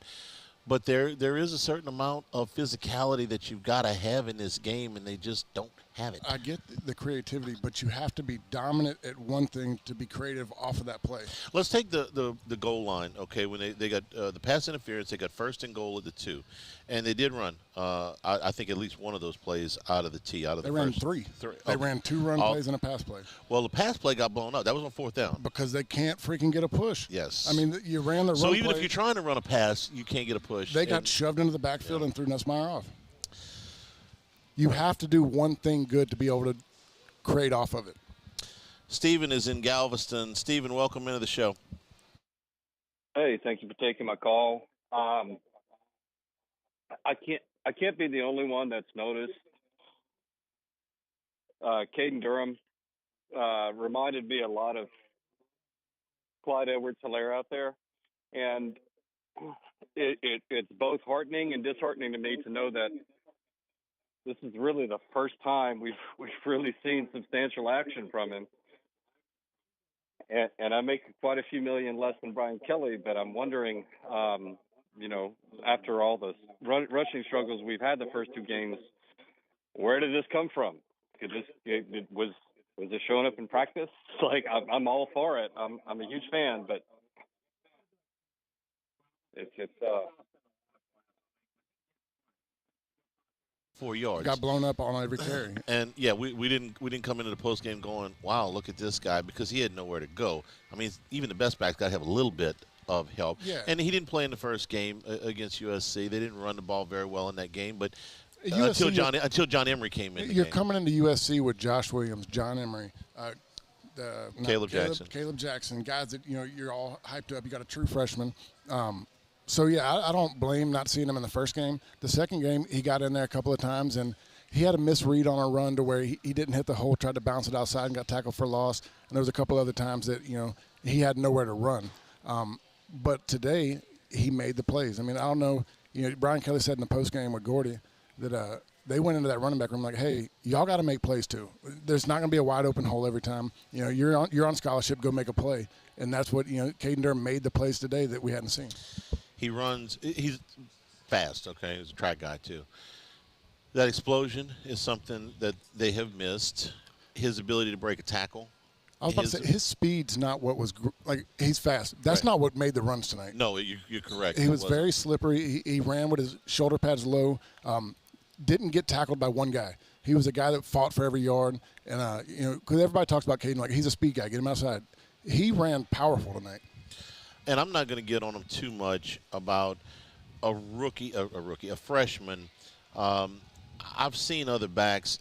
You don't look. Kevin Falk hit campus in the first game. He was the guy, and Leonard Fournette, hit campus in the first game. He was the guy. But that doesn't always happen.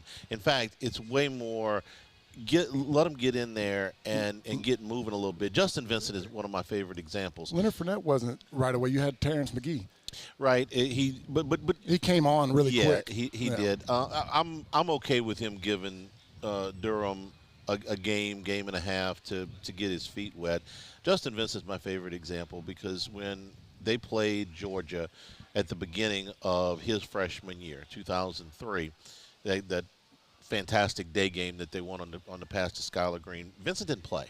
He didn't have a carry in that game. When they played Georgia again in December, the SEC championship game, was the most valuable player.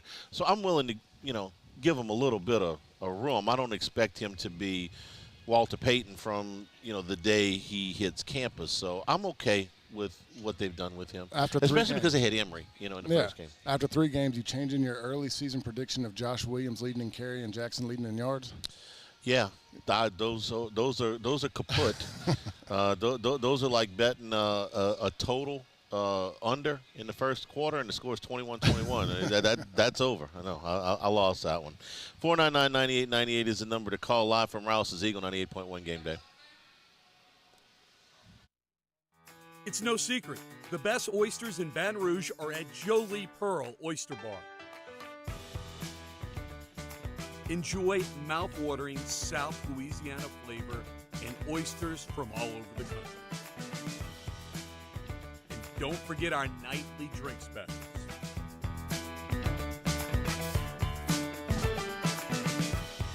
Jolie Pearl Oyster Bar, located in downtown Baton Rouge.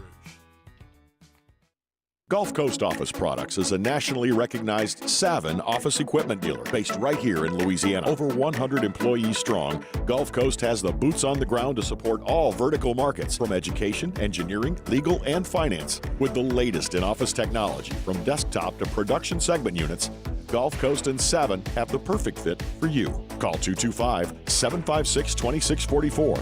That's 756-2644 for Gulf Coast Office Products. There it is, the extra mile, on the border of expected and extraordinary for those willing to go further, like vans customized for work or play, with safety and tech to keep you connected, supported by a 5-star sales, service, and finance team, and backed by the 1-star you know. So go the extra mile. It's never crowded, because so few have what it takes to go there. Mercedes-Benz Vans. I've been doing business with Luba for 25 years. They're dependable, trustworthy. It's just the attention to detail with our clients. Our folks have years and years of experience. They're highly trained professionals. But many companies have that asset. What I'd like to think makes Luba a bit different is that we use those talents in a way that truly is dedicated to serving the needs of the folks who depend on us. Dylan Cruz here to tell you about Six Rings Baseball and Softball Camp. If you live on the North Shore and play ball, go to Six Rings Camps with former LSU assistant coach Dan Canaveri. His knowledge is second to none, and your child will improve and have fun doing it. Camps were held at Coquille Park and Six Rings Academy in Covington with 4 sessions over the summer. Full day and morning only sessions are available from ages 7 to 13. Go to sixringsbaseball.com or call 985-206-9096. Learn the game to love the game. When it comes to ending cancer, we push forward, always working together for you. That's why our cancer experts at Ochsner have clinically integrated with MD Anderson Cancer Center. This means advanced cancer care, including access to life-saving clinical trials and integrating care to treat the whole you. Introducing Ochsner MD Anderson Cancer Center. Long live you. BRAC teamed up to reimagine your parks, and you imagined big. With your help, we went to work, creating 12 beautiful community parks across the parish. A family-sized water park, miles and miles of trails, and parks just for your dogs. There are more places to splash, to explore, to run wild, and even soar. You imagined, we delivered. Gold. BRAC, your #1 park system in the nation.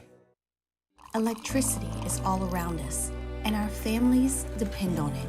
Every day is sparked by the power of a cold drink or a warm meal, a movie night, and a comforting light at the end of a dark hallway. From sunrise to sunset, playtime to bedtime, our team is ready to take care of your electrical needs, even in the case of an after-hours emergency. 98.1.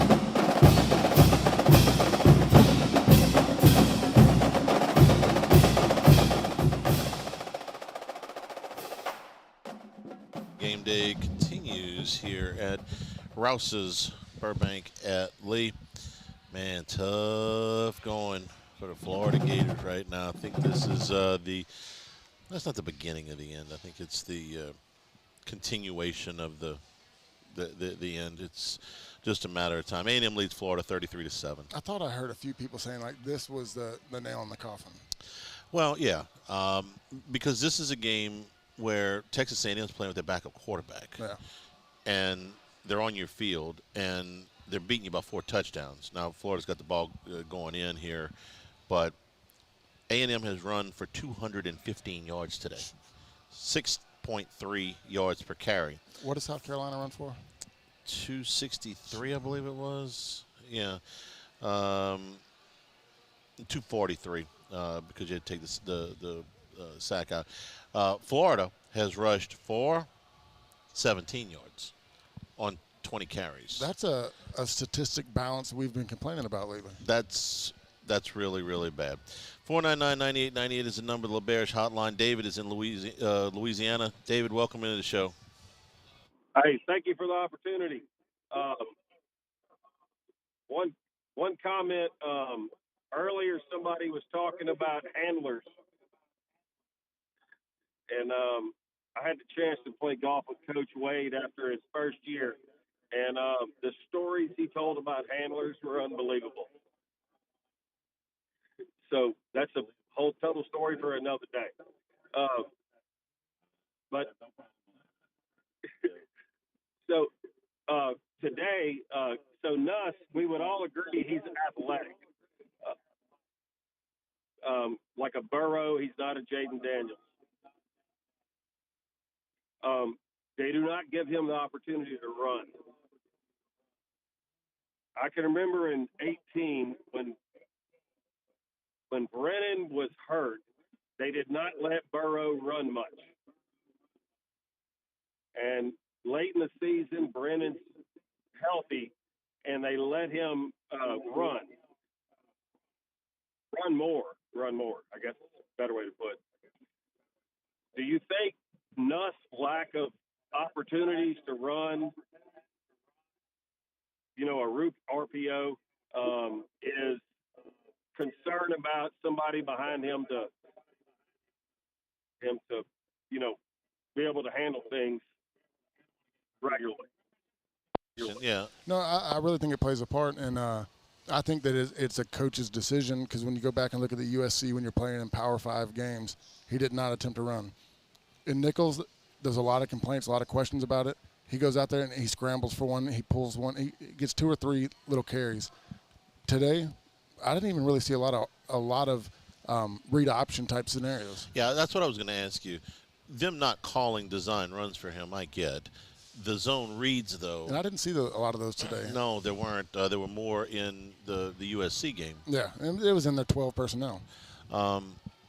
Obviously, they don't want to get him hurt. I think when he hobbled to the sideline last week, the whole season must have, flashed in front of Brian Kelly's eyes. Then that's nothing against the guys behind him, but he's their guy. You got a redshirt freshman, 4-year freshman.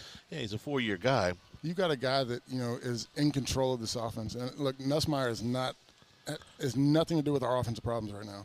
No, but I do agree with the caller that there needs to be at least the threat of that. You have to pull it every once in a while. Yeah, 3 or 4 a game. I mean, I'm not suggesting that he turn into J-Day. I'm not asking you to go make a move on somebody to go bust an arm tackle. Just get down. How many designed runs? I'm just going to take the Alabama game. Do you think that they called for Joe Burrow? Designed runs. And how many of those do you think he just saw something and he took off? I probably 3 to 4 design runs. The rest of them were roll out. He saw space and he went and got it. The one I remember the best was the one that was down inside the Alabama red zone, and he just saw an opening in the middle, and he took off. Yeah, it looked like a QB draw, but it was not designed. I mean, correct. It just wide open. You got guys in pass rush lanes. They're getting up the field, and it just part of the C. And there was a play in the USC game. They're right about midfield, and the defensive linemen are spread almost outside the offensive tackles. I mean, this was a third down now, but they had no safety in the middle of the field. They had no they had no linebacker in the middle of the field. They had 2 wides to each side, and they were spread out. He could have run 20 yards before anybody gets within shouting distance of him. Those are the kind of plays that I would like to see him make. If they are going to open it up and dare you to run, call the bluff. Yeah. Every now and then. Yeah, and that's got to be something he's got to put in his repertoire, because you saw a few times today where he's looking for the guys to get open. He's escaping outside. He's being mobile, but he's looking for a play downfield instead of making the quick play. Which is what I want. Yeah. I mean, I want the quarterback to throw the ball down the field. I don't want situational awareness. Yes. Know when you need it and when you don't. Every now and then, just pull that play out. Tommy is in Bro Bridge on the LaBerge Hotline. Tommy, welcome in the show. I'm glad you took my call. Listen, I tell you what, we've been a ticket holder for since the late 50s. And I will say 7 words. We pathetic, and we pathetic, period.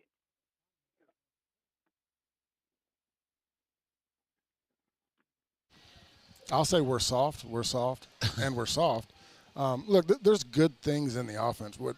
In the intermediate game, this is the first time in 6-8 years we're lacking first-round talent at receiver. Kyron Lacy is a number 2, number 3 at best. Who's the number 1? Kyron Lacy cannot beat man-on-man coverage. He's a great possession receiver. He's a great number 2 that can make a block downfield. But we don't have a Malik Neighbors. We don't have a Brian Thomas. We don't have a Jamar Chase. We don't have a Justin Jefferson. We don't have an Odell Beckham. We don't have a Jarvis Landry. Where's the guy? Because we're going and getting guys from Liberty. We're going to get a guy from Mississippi State who is good, but he's an intermediate guy. We're trying to hand the ball off to him. We're not asking to run a deep field, deep go. Who is the next guy? We're talking about we're waiting on Chris Hilton. He's in his 3rd or 4th year. He didn't break the top 3 any other year he'd been here. And now all of a sudden we're asking, that's the reason we don't have a deep play. Appreciate the call. I'm frustrated because I thought that they would be better than this. Okay. I didn't. But not at receiver. Yeah. I'm talking about overall. I thought that this would be a more physical football team. Yes. When your strength generates from your offensive line, generally you are a pretty physical football team. And it's just not the strength we thought it was. No. My hand's in the air. I made the mistake. I thought those guys were going to be really good this year. I thought this was a run-heavy, play-action pass, deep shot guy.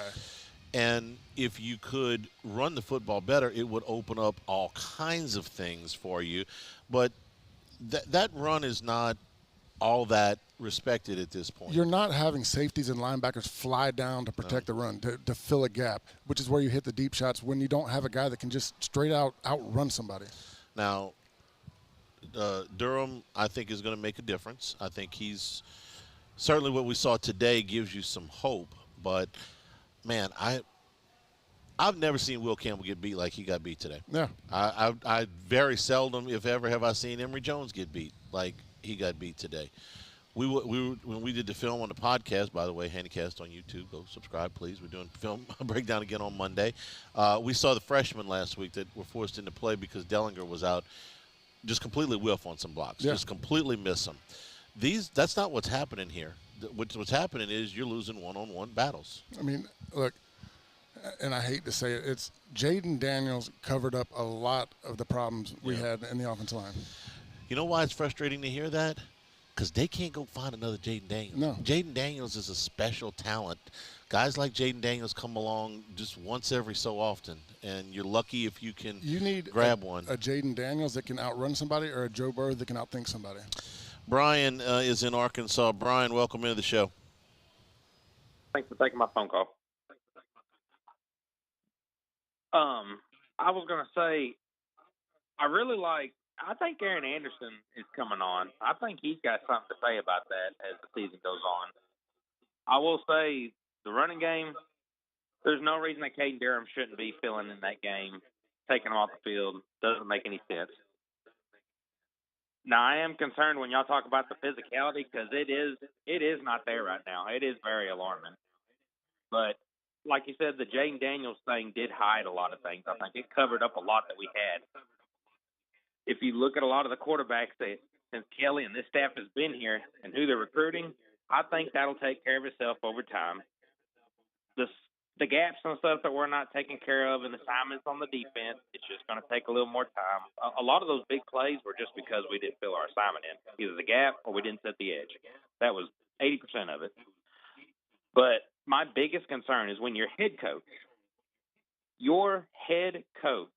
that we've all bragged about as a genius, and he's the best genius since Nick Saban's been here in Baton Rouge. When you're on the road in the SEC, you have to take the points. It's ridiculous that we had 3 red zone opportunities and get no points off of it. None.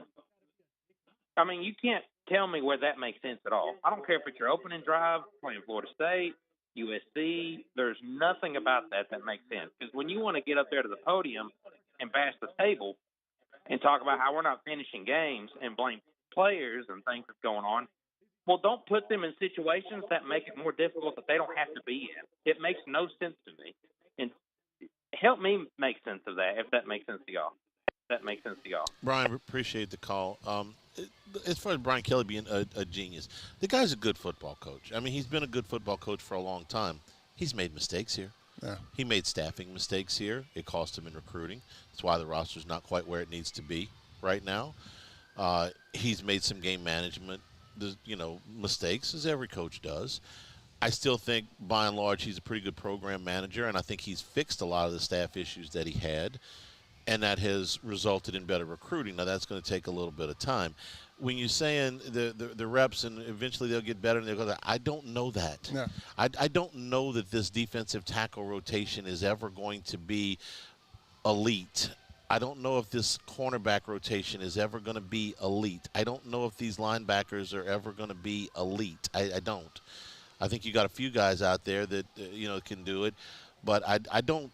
It's like, oh, just wait. Or the receivers, if you want to do that, you're still waiting on Hilton. You're still waiting on Sampson. Okay, I know those guys were highly recruited. They blow the clock away when they run. They got size, they got speed, they got everything you want. They just don't have any catches. You ever see Moneyball? Yeah. And the guys, they're telling Billy Bean, it's like, man, this guy looks great. He's a great hitter. He's just got to get some at bats. And he says, well, if he's a great hitter, how come he doesn't hit great? Yeah. Okay. Well, if these receivers are great receivers, how come they don't catch more balls? And in this year, so far, any. I don't know that those guys are going to be better. I'm not certain of that. They might, but I'm not certain of that. I haven't seen it. And there's a physicality to it to where I don't think Lacey has top-end speed to be a number one, beat you down the field. But I also don't think he plays with great technique on the deep ball. When you go watch the one, I don't know if it was the third quarter, the fourth quarter, the call that got reversed when his knee was down out of bounds. Mm-hmm. Why is he being pushed to the sideline? You're taught to stay on top of the numbers. You never get to the sideline. You give your quarterback 3 yards to throw you to your opposite shoulder. And I've watched it on both sides of the ball. I watched Sampson last week catch one out of bounds. I watched Lacey catch one on the sideline. They're running down the sideline. They're allowing the DBs to determine where they run their routes. The ball's not taking them there? No. I mean, not on that one, not on Sampson. You watch them. The DBs are taught to push you outside. You're taught to fight on top. And they're just being, I hate to say it, now we're not physical receivers either because we're not fighting back to keep our place on the line. I do like what he said about Anderson. Our only deep ball shot today was Anderson. Right. I'm a fan. He's come on. Last year we figured he was playing with a pulled something or a nagging something. We don't see that this year. We see a player that has made some really nice explosive plays. Yeah. He was LSU's leading receiver today. So that's good. Yeah. I'm fine with that. But it doesn't solve every problem. No, I mean, when he caught that deep ball, I'm like, finally, he's our fastest guy. Let him go beat somebody one-on-one. The points, we kind of touched on that earlier. We go by situation on that. Like, I get it from a player standpoint early on in the game. I don't like the 2-point right before the half. There's times where I think you do need to take the points. There's times where I think you try to score. I have very little confidence in their ability to make a third or fourth and short or a third. With what we know now, take the points. So, you either take the points or get in a spread formation because you brought this up during the break. We need to bring it up during the show. There was a great shot today on one of those short yardage plays over the top of it. And I swear the defenders were shoe to shoe. You had 5 guys inside the tackles. They were shoe to shoe. They were so certain that that's where LSU was going, and they knew that they couldn't move them. Yeah, I mean, that's something you got to check out of. I mean, when you got 5 guys inside the tackle, you can't get pushed one-on-one outside of that. They get blown up. 499-9898 is the number to call the LaBerge hotline. Max is in Baton Rouge. Max, welcome into the show. Hey, thanks, guys. One quick point, and then I'll get my main point. The thing that's so frustrating about the disconcerting singles is they ran it on a reverse play. So I don't understand why the offense is allowed to move and the defense can move in turn. But the main point is, I remember a radio show back in the day that talked about good, not great. All the great players that we've been told we have on this team are good, not great. Emory Jones is good, but not great. Kyron Lacey is good, but not great. Harold Perkins is good, but not great. And I can't believe I'm going to say it, but this year especially, Will Campbell is good, but not great. I mean, he gets beat on the run. He got beat a couple times today on the pass. He doesn't look like the number one tackle in the country to me. And at the end of the day, Garrett Nussmeier, good but not great. And at the end of the year, this team will be good but not great. We're going to lose at least 2 more games, and I don't see how it gets much better. But that's hard to argue with. I had that conversation with somebody driving up here. I said, we're good, but we're not great. It's exactly what he's saying. We don't have elite playmakers across the field. We got 1 or 2 elite playmakers in our starting 22. We're watching Ole Miss right now. Ole Miss is not a little bit better than LSU. They're significantly better than LSU, and they're not better than LSU where you would think ordinarily, okay, do they have a better quarterback? I like Nussmeier, okay, so I'm not going to make that comparison. Dart's, off to a great start, and I think he's a really good player. You expect Ole Miss, they've had skill position guys under Lane Kiffin since they've been there. They're better up front. And you usually don't say that about when Ole Miss has beaten LSU in the past. Generally, it hasn't been because they got up and muscled them. What I'm watching here and what I watched out of, now Ole Miss has played nobody yet. Right. They're playing Wake Forest today, which is only a slight step up in competition, but they passed the eyeball test. When you watch them, it's like that's the team that Brian Kelly's talking about, complementary football. They run off the pass and they pass off the run. They've got an elite play caller. Kiffin, for whatever you think of him, is a very good play caller. But this is the first time. Saban said this at media days, and it really, my ears perked up when I heard this. He said this is the first, and he would know, and he's got no reason to lie. He said this is the first time that Ole Miss has got linemen that look like they could be a physically superior team to just about everybody they play.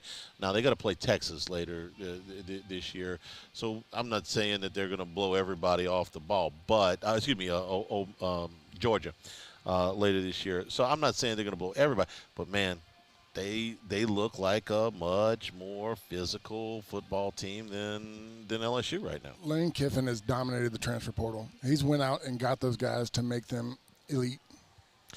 The transfer portal is a mixed bag. If you hit, you can really do something. Kelly hit on guys in the transfer portal that first year, and not just Daniels. They ended up in the SEC championship game. Yeah. Florida State hit on some transfer guys on last year's team. I think it was 17 out of 21 starters or 22 starters, whatever it was. And they ran the table up until the bowl game when they got screwed at the end. But this year's program, I think, has 10 or 11, and they're 0-3. Yeah. So those guys come in, if you miss, you don't have a whole lot of recourse. What did Nick Saban say opening college game day? You can spend $20 million. If you don't spend it on the right people, you're out of luck. Yep.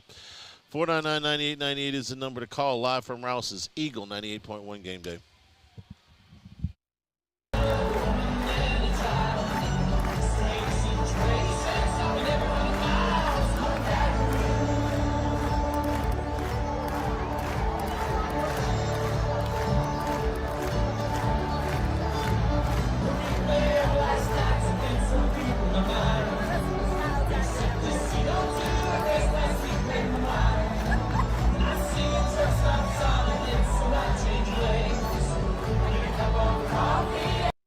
Hey, it's Matt Moscona. For years, you've heard me tell you about Insurance Network of Louisiana, helping you find better coverage for less money. But it's not just for your home and auto. They also offer commercial property. So, retail stores, professional offices like doctors, dentists, attorneys, clothing boutiques. Insurance Network of Louisiana can find you better coverage for less money. They service the entire state of Louisiana, and they're local. So call today at 293-0450 or lainsurance.net. Jerry and Benny Payne began Central Plumbing Company out of their driveway in Tanglewood Subdivision. 50 years later and 4 generations down the road, we continue to serve Baton Rouge and the surrounding areas for all of their plumbing needs. Residential, commercial, industrial, or hospitality, Central Plumbing is here 24/7, 365. We want to thank our customers, family, and friends for 50 years of success. And looking forward to 50 more. Gulf Coast Office Products is a nationally recognized Savin office equipment dealer based right here in Louisiana. Over 100 employees strong, Gulf Coast has the boots on the ground to support all vertical markets, from education, engineering, legal, and finance. With the latest in office technology, from desktop to production segment units, Gulf Coast and Savin have the perfect fit for you. Call 225-756-2644. That's 756-2644 for Gulf Coast Office Products. There it is, the extra mile, on the border of expected and extraordinary, for those willing to go further, like vans customized for work or play, with safety and tech to keep you connected, supported by a 5-star sales, service, and finance team, and backed by the 1-star you know. So go the extra mile. It's never crowded, because so few have what it takes to go there. Mercedes-Benz Vans. I've been doing business with Luba for 25 years. They're dependable, trustworthy. It's just the attention to detail with our clients. Our folks have years and years of experience. They're highly trained professionals. But many companies have that asset. What I'd like to think makes Luba a bit different is that we use those talents in a way that truly is dedicated to serving the needs of the folks who depend on us. Dylan Cruz here to tell you about Six Rings Baseball and Softball Camp. If you live on the North Shore and play ball, go to Six Rings Camps with former LSU assistant coach Dan Canaveri. His knowledge is second to none, and your child will improve and have fun doing it. Camps were held at Coquille Park and Six Rings Academy in Covington with 4 sessions over the summer. Full day and morning only sessions are available from ages 7 to 13. Go to sixringsbaseball.com or call 985-206-9096. Learn the game to love the game. When it comes to ending cancer, we push forward, always working together for you. That's why our cancer experts at Ochsner have clinically integrated with MD Anderson Cancer Center. This means advanced cancer care, including access to life-saving clinical trials and integrating care to treat the whole you. Introducing 98.1.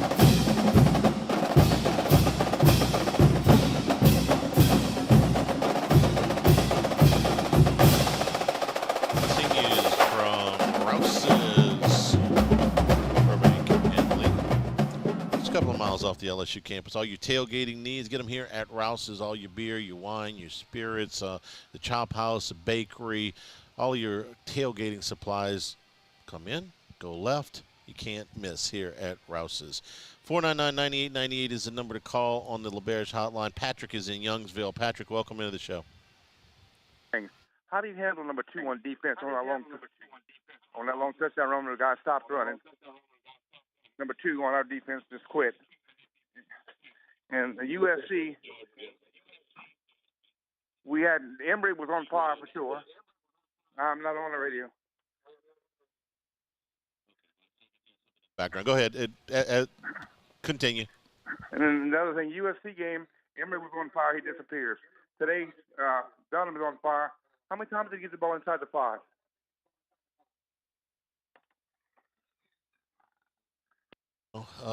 They went. I remember one for sure, but I couldn't answer that. I have to go back and look at the play chart. But I get what you're saying. You want him to have more carries. You know, he's averaging 9 yards a carry. I understand why. He averaged 1 yard a carry last week. I mean, this is something new to us. It's not something that they knew the talent, they knew his ability, but they hadn't seen it yet. This is the first time we're seeing. Everybody saw him last week, and nobody called a post game and went, "Wow, why isn't he getting the ball more?" Including us. Yeah. You know, so he exploded today, and again, we used a number of examples of guys. Hey, listen, man. I'm not expecting you to be Superman from the day you set foot on campus. It takes a little bit of time, and if all it took him was 2 weeks, 2 games.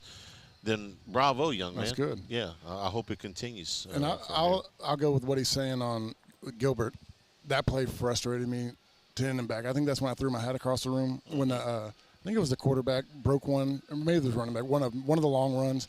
He's running maybe 3-4 yards behind him at the 25 and just stops, starts jogging. And that one I'm sure will be talked about on film. I'm not over the moon about him through 3 games. Jonathan is in Baton Rouge. Jonathan, welcome into the show. Hello. Listen, I hear you all talking about the players, but you know what I think, and I could be wrong. All 3 phases of the game was poorly coached today. Now, do you think the coaching is adequate? Because it's not. We got some of the best talent in the country. But if that quarterback from South Carolina wouldn't have got hurt, we'd have lost that game.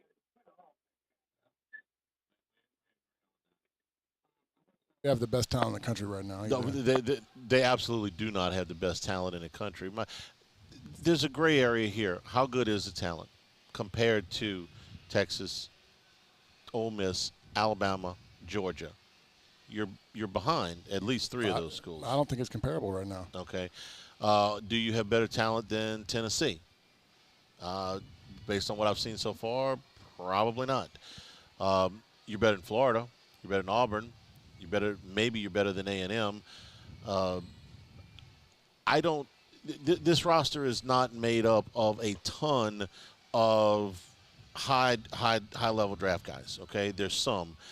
The guys that they have on this team that are going to be drafted high next year's draft, 2 of the 3 of them didn't play very well today. Yeah. Perkins did. Jones and Campbell did not. And Perkins played good, but he missed some plays today too. He wasn't perfect, but he was a lot better. Yeah. I noticed him a lot more. But in no way are we absolving the coaches for this. They come out and they're flat. This is, again, a caller earlier gave me a stat I didn't know. Double-digit deficits in 10 games through what's he coached now? 27 games, I think, at LSU. So, better than a third of your games, you're facing a double-digit deficit. No, that's not good. That's on Kelly. The misuse of Perkins, which I'm sorry, I'm not apologizing for that one. That's on him. And it was very obvious. Look, sometimes it's an obvious thing. I don't claim to know more football than Brian Kelly or anybody on that staff with a whistle around their neck. I never coached. But every now and then the coaches miss one, and they missed putting him inside. And maybe it's the off-the-field stuff where, they're demanding whatever. I don't know. But you can't have watched Harold Perkins play the last 2 years and 3 games now and say, wow, you know what they really need to do is move him back inside. Yeah. I'm sorry. That's just a very, very obvious thing. So I'm not absolving the coaches. You get the big contract, you get the good parking spot, you get the nice office. It's on you. Yeah, and like I said, you're not absolving the coaches. But where I say it is, on the defensive side, come watch the show on Mondays because we go through these plays. There's a lot of big plays that are bust. Should the coaches have these guys coached up better? Probably. Should these guys know better? Probably. But the scheme is set up to where they can make a play in the backfield and somebody doesn't do the job. 499-9898 is the number. LaBerge Hotline. Bo is in New Iberia. Bo, welcome into the show. What's up, my man? I'm going to run through a few things real quick. First of all, we don't have the Jimmys and Joes. I watched the game from 2011 and 2012 with Lawson and Eric Reed. You completed passes on us, but we took time off your life. Like, you got cracked. The recruiting, we talking about this linebacker from Texas with a 10-1 speed. Man, we need thumpers. Like, really like Nussmeier. Okay. How much is physical, Richard, and how much is technique? Whit Weeks is a physical football player. I don't see him shy away from any contact, but I've also seen him miss some tackles. Yeah, and there's a technique part to it. And there's also knowing that you have other weak guys around you that you're trying to make the play because you're tired of seeing them get down the field. And it's a lot of doing, trying to do more than you're asked. I see that with weeks a couple times today to where they're getting beat up front. The D tackles are getting, beat one-on-one. They're not demanding a double team. They're not allowing the linebackers to scrape free. So he's trying to peek his head in and make a play because he doesn't trust the guy on the other side to make the play. And that's just where it's hard. When you're a competitive guy like him, it's hard to sit back and just let it happen. But then, you try to make the play, and it's an opposite effect. He bounces outside, and then you look bad. He brought up the 11 team and the 12 team. And I could say this about a couple of the teams you were on, the 6 team, the 7 team, certainly the 19 team. You look across the board, and everybody, not everybody, well, on the 19 team, almost everybody, got into the league. Yeah. Okay? At least for a little bit. Majority. Yeah. That 2011 team, I've got not the program, but I've got the rosters in my desk drawer. And it's about 40% of the guys that played in that game ended up playing more than I think it was 19 to 22 starters. Made it to the league. Yeah. And then I'm going to tell you, like 40% of them played at least 2 years in the league. Yeah. Okay? So this team does not have 90% of their guys that are going to get drafted. 90% of this team is not going to play in the league. Yeah. They've got some guys that are going to play in the league. When the NFL draft comes around next year, you may very well have 3 LSU guys in the first round. That's been projected. They need to play better to, make sure that up. But that's not going to be a huge upset if that happens. And 3 first-round picks out of 32, if it doesn't lead the draft, it's going to be damn close. Yeah.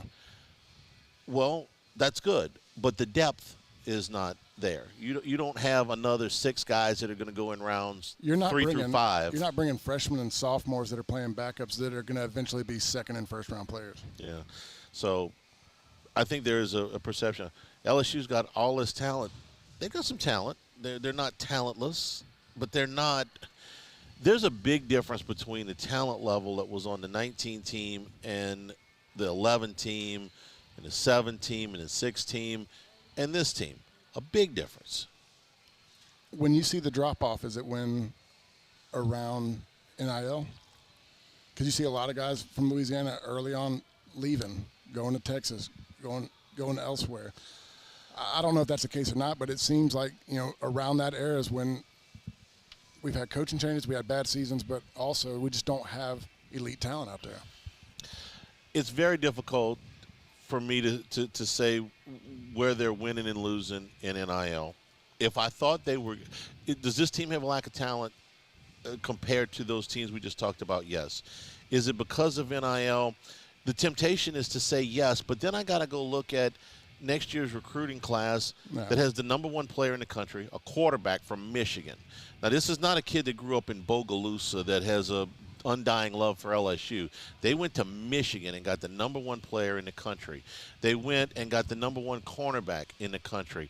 Now, the number 1 running back is a kid from down in New Orleans, but they are knocking it out of the park, and none of those kids are free. Yeah. Okay? So if they're getting beat so bad in NIL, then how are they getting kids like that for next year?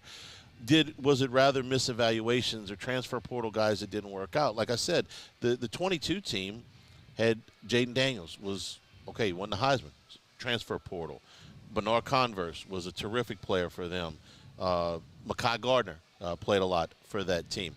Kyron Lacey was the 4th receiver, I think, on that team.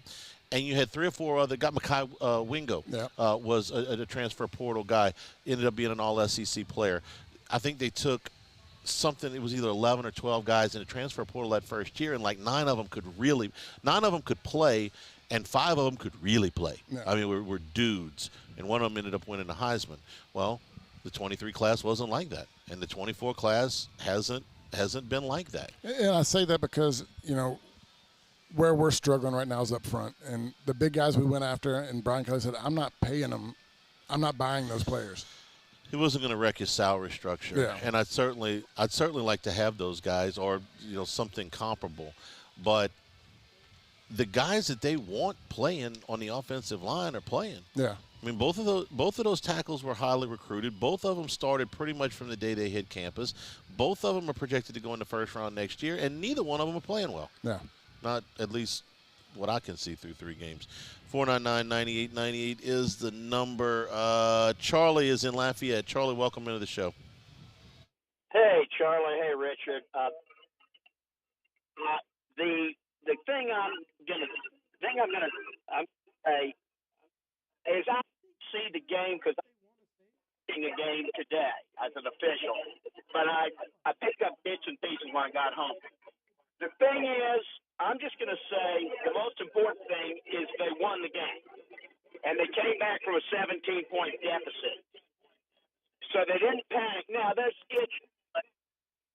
I'm not going to throw in the towel, but I know they have to get better. And they have a chance to get better against UCLA and a chance to get better against South Alabama, and we'll go from there. You know, we just need to get people, they got a lot to work on. But remember, the one most important thing today is they won the game. And I've been involved in football for 40-some-odd years, and that's the first thing I look at. Now, they got to get better, but you won the game, and they can, and I think they'll get better as the year goes on. I don't think it's a static thing, but they got to get better. But I'm not. I look at things more analytically because I've done football before and I've understood that, and I think things can get better. Nobody stays the same. Thank you, Charlie. I appreciate agree it. with you. Yeah, there's evidence to back up what he's saying. When we left the Superdome in 2022, man, look, it was like a funeral. By the end of the season, they played in the SEC championship game. Now, they were still light years away from Georgia, but they played in the SEC championship game. That ain't nothing. They beat Alabama. That and Nick Saban. That ain't nothing. Last year, they got kind of handled against Florida State in the opener. By the time they got to the end of October, the beginning of November, they were better. Will they be better in November this year? Well, the coaching staff's doing their job.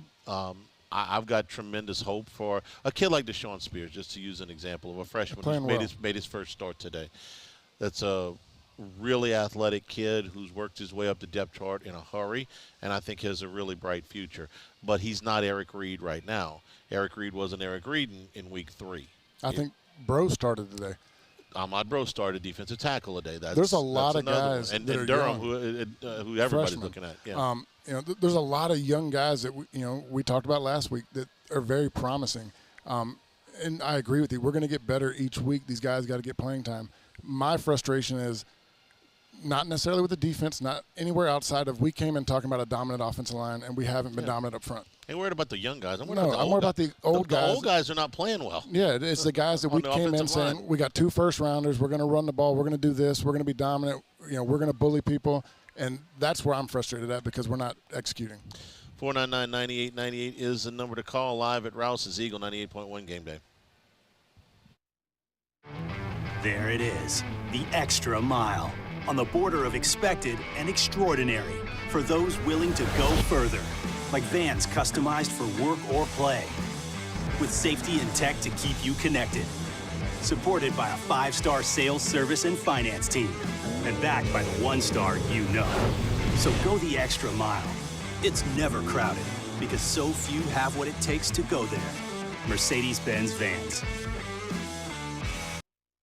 Parish Construction and Roofing. Hello, Kim Mulkey here. When I have construction and roofing needs, I call my friend Ryan Terrio and the Parish Construction and Roofing team. I sleep good at night because I know the Parish team has my back. Go to parishbuilt.com for all of your roofing needs. And remember, always do business with someone you know. Parish Built from your hometown. Parishbuilt.com. Breck teamed up to reimagine your parks, and you imagined big. With your help, we went to work, creating 12 beautiful community parks across the parish. A family-sized water park, miles and miles of trails, and parks just for your dogs. There are more places to splash, to explore, to run wild, and even soar. You imagined, we delivered. Gold. Breck, your #1 park system in the nation. Electricity is all around us, and our families depend on it. Every day is sparked by the power of a cold drink or a warm meal, a movie night, and a comforting light at the end of a dark hallway. From sunrise to sunset, playtime to bedtime, our team is ready to take care of your electrical needs. Even in the case of an after-hours emergency, the light in your life shines brighter with Mr. Electric. Hey, it's Matt Moscona. For years, you've heard me tell you about Insurance Network of Louisiana, helping you find better coverage for less money. But it's not just for your home and auto. They also offer commercial property. So, retail stores, professional offices like doctors, dentists, attorneys, clothing boutiques. Insurance Network of Louisiana can find you better coverage for less money. They service the entire state of Louisiana, and they're local. So call today at 293-0450 or lainsurance.net. Jerry and Benny Payne began Central Plumbing Company out of their driveway in Tanglewood subdivision. 50 years later and 4 generations down the road, we continue to serve Baton Rouge and the surrounding areas for all of their plumbing needs. Residential, commercial, industrial, or hospitality, Central Plumbing is here 24/7, 365. We want to thank our customers, family, and friends for 50 years of success. And looking forward to 50 more. Gulf Coast Office Products is a nationally recognized Savin office equipment dealer based right here in Louisiana. Over 100 employees strong, Gulf Coast has the boots on the ground to support all vertical markets, from education, engineering, legal, and finance. With the latest in office technology, from desktop to production segment units, Gulf Coast and Savin have the perfect fit for you. Call 225-756-2644. That's 756-2644 for Gulf Coast Office Products.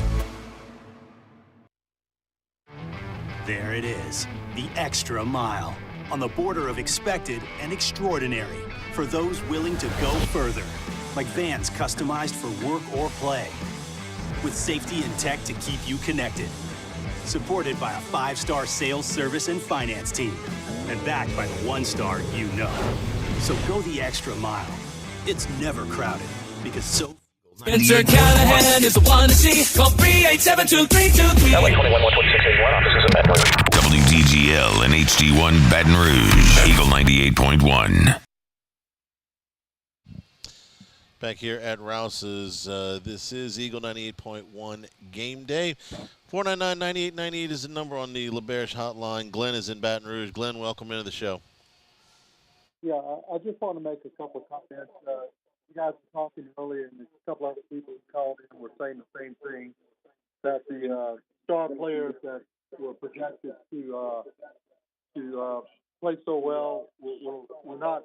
But I think sometimes we look at these guys and we see the plays when they don't perform well. Maybe they get beat on a block or something like that. But most of the time, those guys are making the plays. I think the problems we're having with running the ball, or not the outside tackles, but the people in the interior of the line, plus that we're, as we said earlier, trying to run into a stacked defensive line. And so I think we've got to keep it in perspective. Those guys on the other side are pretty good, too. I think their defensive ends could be very high draft choices, at least looking at them and looking at their sack totals coming into the game. So maybe keep some of that perspective and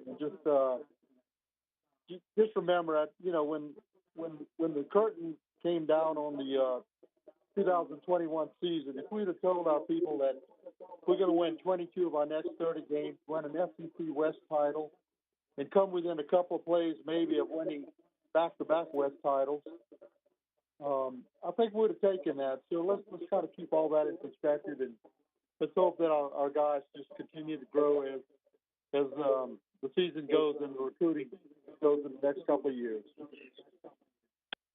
It's a fair comment that we have put more pressure and expectations on the tackles than we have the interior linemen. Yeah. Because that's a superstar syndrome. It's because of their level of success. Yeah. What do you think of the interior play, the offensive line? I think it's been a struggle. I think Dellinger's played pretty well. You really saw some mishaps when he was out against Nichols, plays made through that gap. DJ Chester has really struggled. He's getting kind of beat up front. He's not very quick. He's getting shoved in the backfield. I haven't seen much on the right guard. I feel like he's played pretty decent. It's Chester struggled a little bit, and today was kind of glaring that he was struggling. But, I get what you're saying. I think Will Campbell's a good player. I think Emory Jones is a good player. But when you're a superstar, the spotlight's on you. And that's the pressure you play with. When you're one of the best players, when you're a leader on the captain, everything points back to you. When you're the quarterback of the team, everything comes back to you. I remember playing with Jamarcus Russell and Matt Flynn. Jamarcus, the number 1 overall draft pick. When he had a bad game, the whole campus was saying, put Flynn in. They had posters put up and on street signs and everything. The next year, Flynn has a bad game, get Flynn out of here. It's all over. I mean, the spotlight's on your star players. Okay, that's on the quarterbacks. Have you seen instances where guys in their money year, the draft year, where the pressure backed up on them? At non-quarterbacks. Most of the guys in their money year, that's when they shine. I mean, that's guys that are going out to make their money. And this is what I'm talking about with Campbell and them. He is good. And in 80% of the plays, he's great. But in key moments, he's had some letdowns. Kennard made some money today. Yeah. Somebody's going to put that tape on when they're doing draft stuff next year, and they're going to go, wait a minute, Campbell's going in the first round. This guy, we no doubt. Yeah. Let's see who's next. Bob is in Baton Rouge. Bob, welcome to the show. Hey, guys. I hope y'all doing well. I have a statement and then a question, and I'll hang up and listen to your response. 10 years ago, 15 years ago, the coaches and their agents went to the AD and said, we need 10 years to recruit. With the NIL, I think that's changed to 5 years. Because you track a guy from the 8th grade right up to signing date, and $50,000 could change his mind. So, therefore, I think it should be 5 years, and I may be wrong. I want to know what y'all know about it. But are ridiculously one-sided. Okay, when I started in this business, you had to have 5 years on your contract pretty much at all times because of recruiting, okay? The coaches told this story so many times that it became accepted. Everybody recruited saying he's almost out, he's almost done. Right, and they're going to do that regardless of the contract, okay? Even in the 80s and 90s, okay, which is when I started doing this stuff, you were not guaranteed 5 years. 5 years on a contract that would guarantee you job stability is something from the 1970s, maybe the early, even into the mid-'80s. But by the time I was in the media in the early 90s, man, when DiNardo got this job in 94, he said, you used to get 5 years. Now you got 3.5, okay? Now you get one, two, maybe. There's no – I'm going to get blasted for this. I don't care. There is no recruiting advantage to – length of time on a coach's contract. None. Not anymore. Because they can be fired at any time. They can take a pro job at any time. They can retire at any time. And these kids are not showing up with the idea that the coach is going to be there for 5 years. Maybe that was the case in the 80s and 90s, and certainly before that, but no more. And if it wasn't, I think it was like that before NIL. It's certainly like that now. I was told early on in my recruitment by college coaches, by guys that played at schools, fall in love with the school, not the coach. Which is great advice, but it's not always followed. In fact, I would say it's followed less than the school's going to be there. You don't know the coach is going to be there. That's very good advice, which I don't think is followed very often. But now it's got nothing to do with very much more than money. You're going to catch a few legacies and guys that grew up loving the school, and that used to be mother's milk. Okay, you get a Louisiana kid who grew up watching LSU. He was going to LSU 75% of the time, 80% of the time. Now everybody facilities used to be a huge deal. Man, oh gosh, this is beautiful, and look at all this, and look how we travel, and look how we say that. Now, where's my money? Where's my money? That's it. Yeah. That is 105%. They got my degree program. I will, if the girlfriend goes to the school, maybe. Okay, but other than that, it's 99%. Where's my money? How much do I get? When do I get it? What else what else can you do for me? I didn't get to play in that era. Well, I'm I'm sorry about that for you. I mean, but I fell in love with LSU. I mean, you're going to talk about legacies. My dad played at Mississippi State. Right. My grandfather played at Ole Miss. I got an uncle played at Arkansas, and then me and my brother both go play at LSU. It was because it was a lot to me. It was close to home, 2.5 hours down the coast, and I wanted to play for a winning tradition. I wanted to play. We were coming off the 2003 national championship. I wanted to be a part of that. I saw that happening. It was nothing but other than what I saw with my own eyes when I got here and what I saw on the field that made me come here. You loved LSU. Yeah. Okay. Let me go back to 2004, Richard Dixon. Auburn had an undefeated season that year. They didn't play for the national championship because of circumstances. But Cooper was the tight end, number 8. Pretty good. They recruited you, right? Yeah. Okay. What if Auburn had offered you $100,000 and LSU offered you nothing, money-wise? Oh, my dad would have made me go to Auburn. Okay. Yeah. Assuming that was legal back then. Yeah. I'm trying to make a point. You can love schools. You can be from It's a there. whole different game. It's a whole different thing now. If, like you're saying, your dad would have said, man, look, $100,000, and I'm just making up a number. I mean, the kid down at Miami is making $5 million to play college football per year. So this stuff about the coaches' contracts got to be 5 years to recruit that's antiquated information. Coaches still got to be salesmen, though. You can offer me money and I hate the guy. I'm going to go take less money for a guy that I like. Okay. I'll buy that a little bit less. Yeah, a little bit less, not much less. No. I'm going to go tell the other school what they're offering me. Again, I'm going to get blasted for this, but if it were me, every coach gets a one-year deal. You do well, give you a raise. You don't do well, you come back. You do okay, you come back on the same deal. You don't do well, we're going to move on. It boggles my mind why they feel it necessary. The agents have convinced the athletic directors, and the athletic directors are so terrified to lose their jobs that they won't say, man, why do I have to pay you $70 million if you suck? Please tell me. It blows my mind. I mean, that's the best deal the agents and coaches have come up with. I mean, Orgeron getting $17 million to get fired. Jimbo getting $70 million to get fired. You are rewarding failure. You are guaranteed. You're not putting pressure on them to do good. I can go away for the rest of my life on $70 million. Right. There is no coach that will coach out. I'll say this, and anybody's anal and retentive enough to check me on this 5 years from now.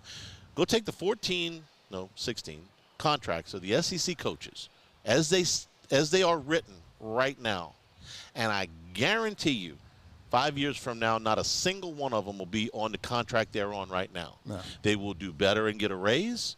They will do better and get an extension, or they will do worse and get fired. And get paid. Yes, and get the buyout. Why? At some point, there'll be an AD with some guts that'll say, "I'm not doing this." And if he hires a coach that loses, of course, he'll get fired too. Yeah, I was about to say, but he's also he's not going to get a proven coach to take that deal. No. They have slanted this so far in one direction that the schools who's got are the best screwed. Deal? I forgot what Notre Dame. I think Marcus Freeman's got the lowest buyout of any coach in Division I because they were able to get it. It was his first time big time coach, and those are the type of deals that I think you need to become more regular. And I'll take your word for it. I didn't know that, but okay. Guarantee you, Marcus Freeman will not coach out his contract as it's written right now. No. Not a single one of them will. You do better and you get a raise and extension, or you do worse. Just once I'd like to see the ADs go back and say, you know what, you were 5-7 this year. We're not going to fire you because we don't want to pay the buyout, but when you go 10-2, we give you a raise and an extension. So what we're going to do is we're going to give you a pay cut, and we're going to take some years off your contract. But that doesn't happen. They're too one-sided. Let's see. Who's left? We got Mike in Ponchatoula. Mike, welcome into the show. Hey, guys. One statement on what you were saying, I agree with everything you're saying about the contract. 10 years is ridiculous. It's absolutely ridiculous. My question is, in regards to the offensive line, Do you think it would be beneficial if they ran more plays, especially in goal line, 10 yards in, under center, or out of the pistol? It seems like with the shotgun, the back isn't going to get a chance to run downhill. It's developing too slow. And that's causing penetration to get in there, and the lineman can't get in there. In short yardage, lining up back there and giving the ball to a back with no forward momentum, I hate the play. What happened to the power eye?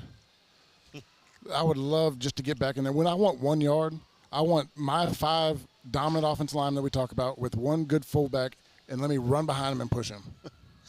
Never thought I'd be on this show after 11 years of Miles saying, what they ought to do is more power runs. in short yardage situations. We've bitched about that for so long. It's like, man, they're running into 14-man fronts. Yeah. Spread it out. And now, we got spread it out. Pass-happy finesse offense, and now you don't have the power run. We'll take a break. Ole Miss up 20 on Wake Forest. They are just before the break in Winston-Salem. This is Eagle 98.1 Game Day.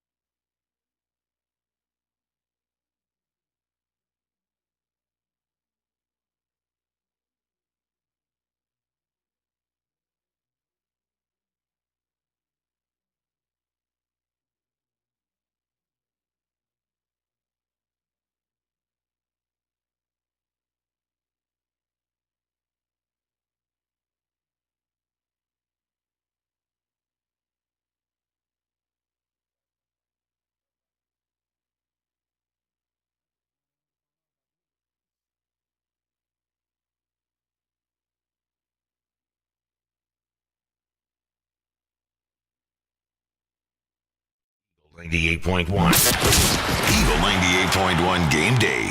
Stat Check. Presented by Luba Workers Comp. Luba Workers Comp. Delivering genuine dependability.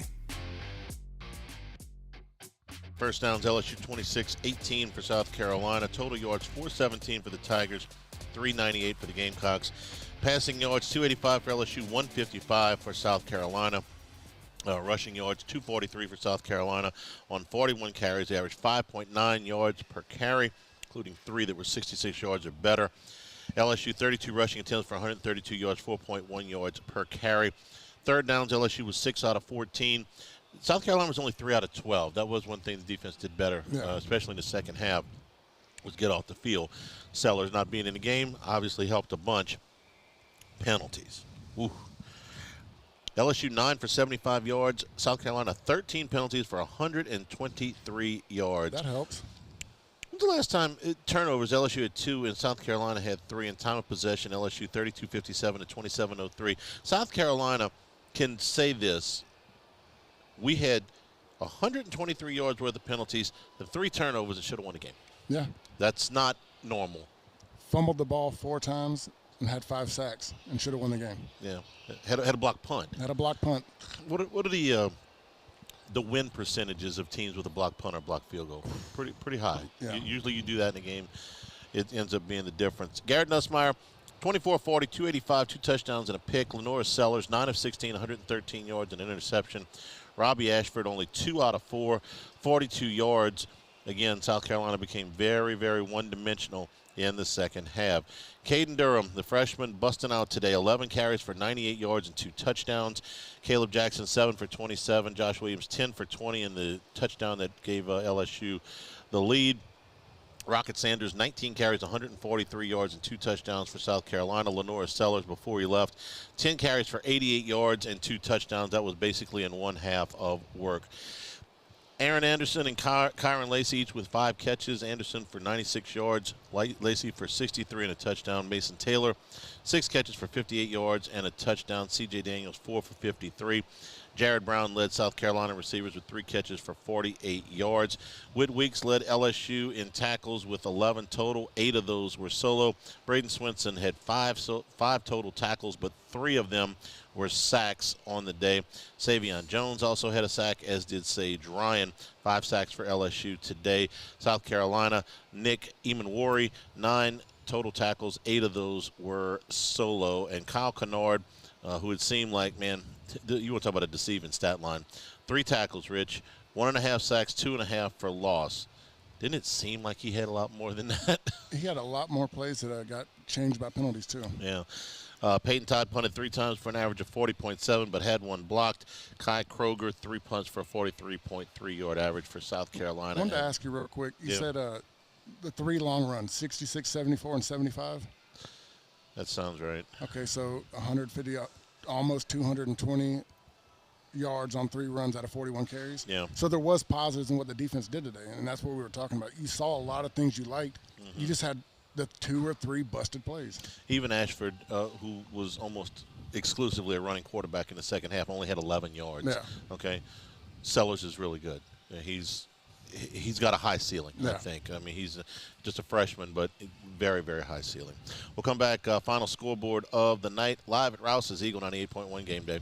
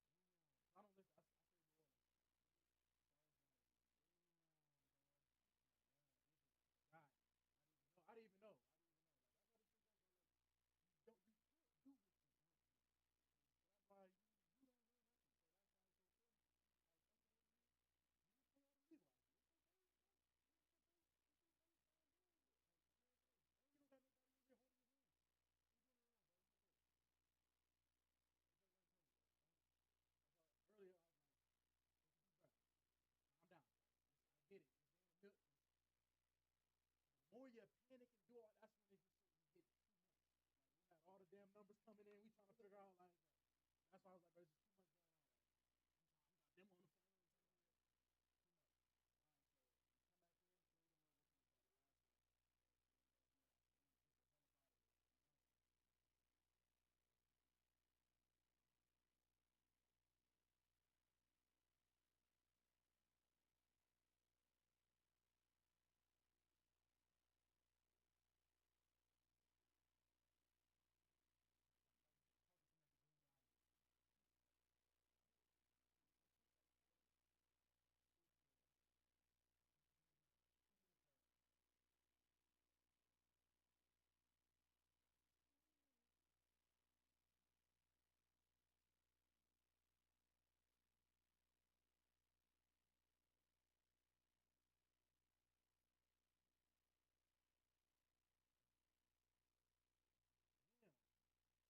Are you kidding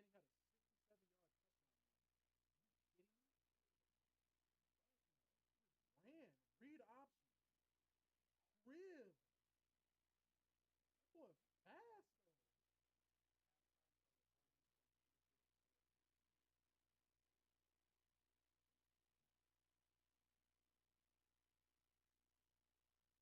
that.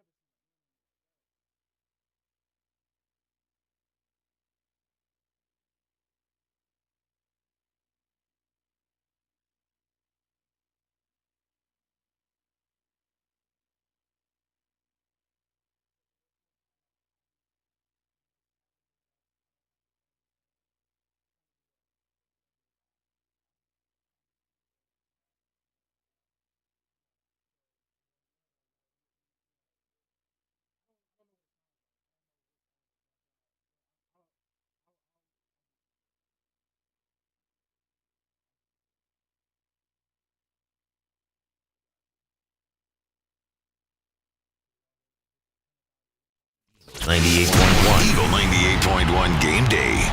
Game Balls. Presented by WCK Foundation Repair. WCK Foundation Repair. Support your home team. WCK Foundation Repair.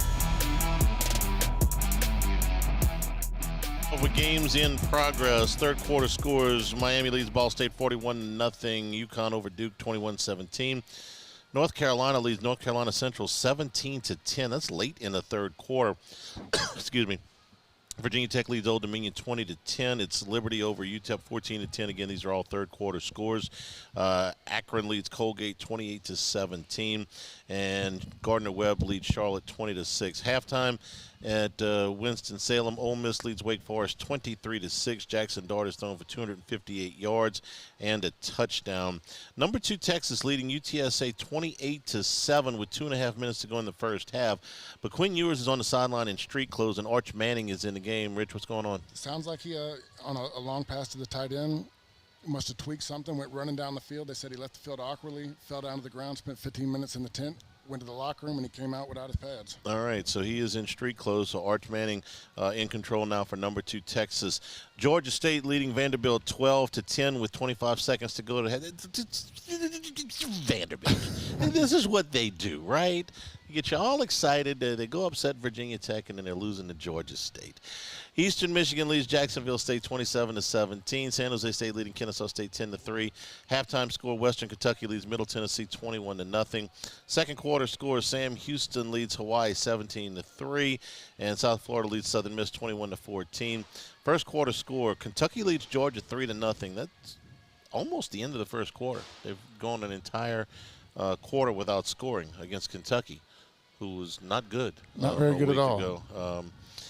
Number 23 Nebraska leads Northern Iowa 14-3 in the second quarter. Auburn leads New Mexico 17-10 in the second quarter. How's the new QB doing for? No, that's Mississippi State. I've got to check and see how the new quarterback is doing for Auburn. They made the change this week. Justin Hunter has a touchdown run for Auburn. Brown's got 107 yards and a touchdown for Auburn, new quarterback. Toledo leads Mississippi State 14-0. That's early in the second quarter. Indiana leads UCLA at the Rose Bowl 14-0. That's early in the second quarter. Conference game. Yeah. Indiana and UCLA. Air Force and Baylor. Baylor leads 3-0 in the second quarter. Colorado State leads Colorado 3-0 in the second quarter. TCU leads UCF 14-7. Second quarter. Northwestern leads Eastern Illinois 7-0 second quarter. First quarter scores: Florida International and Florida Atlantic tied at 7. Number 7, Tennessee leading Kent State 23-0. Nico's got a touchdown pass, and on the ground, Dylan Sampson. A couple of touchdown runs for Tennessee. Virginia and Maryland are scoreless about 6 minutes in, as are Houston and Rice, who have just gotten underway. Earlier finals today. Number 4, Alabama, no problem with Wisconsin. This would have been a much better game than some other years. Jalen Milroe accounted for 5 touchdowns today, 3 through the air and 2 on the ground. 42-10, Tide win it. Number 6, Missouri hung on and beat number 24, Boston College, 27-21. Brady Cook threw for 264 yards and a touchdown. Number 9, Oregon blasted Oregon State 49-14. This was 22-14 at the half, and in the second half, Oregon just exploded.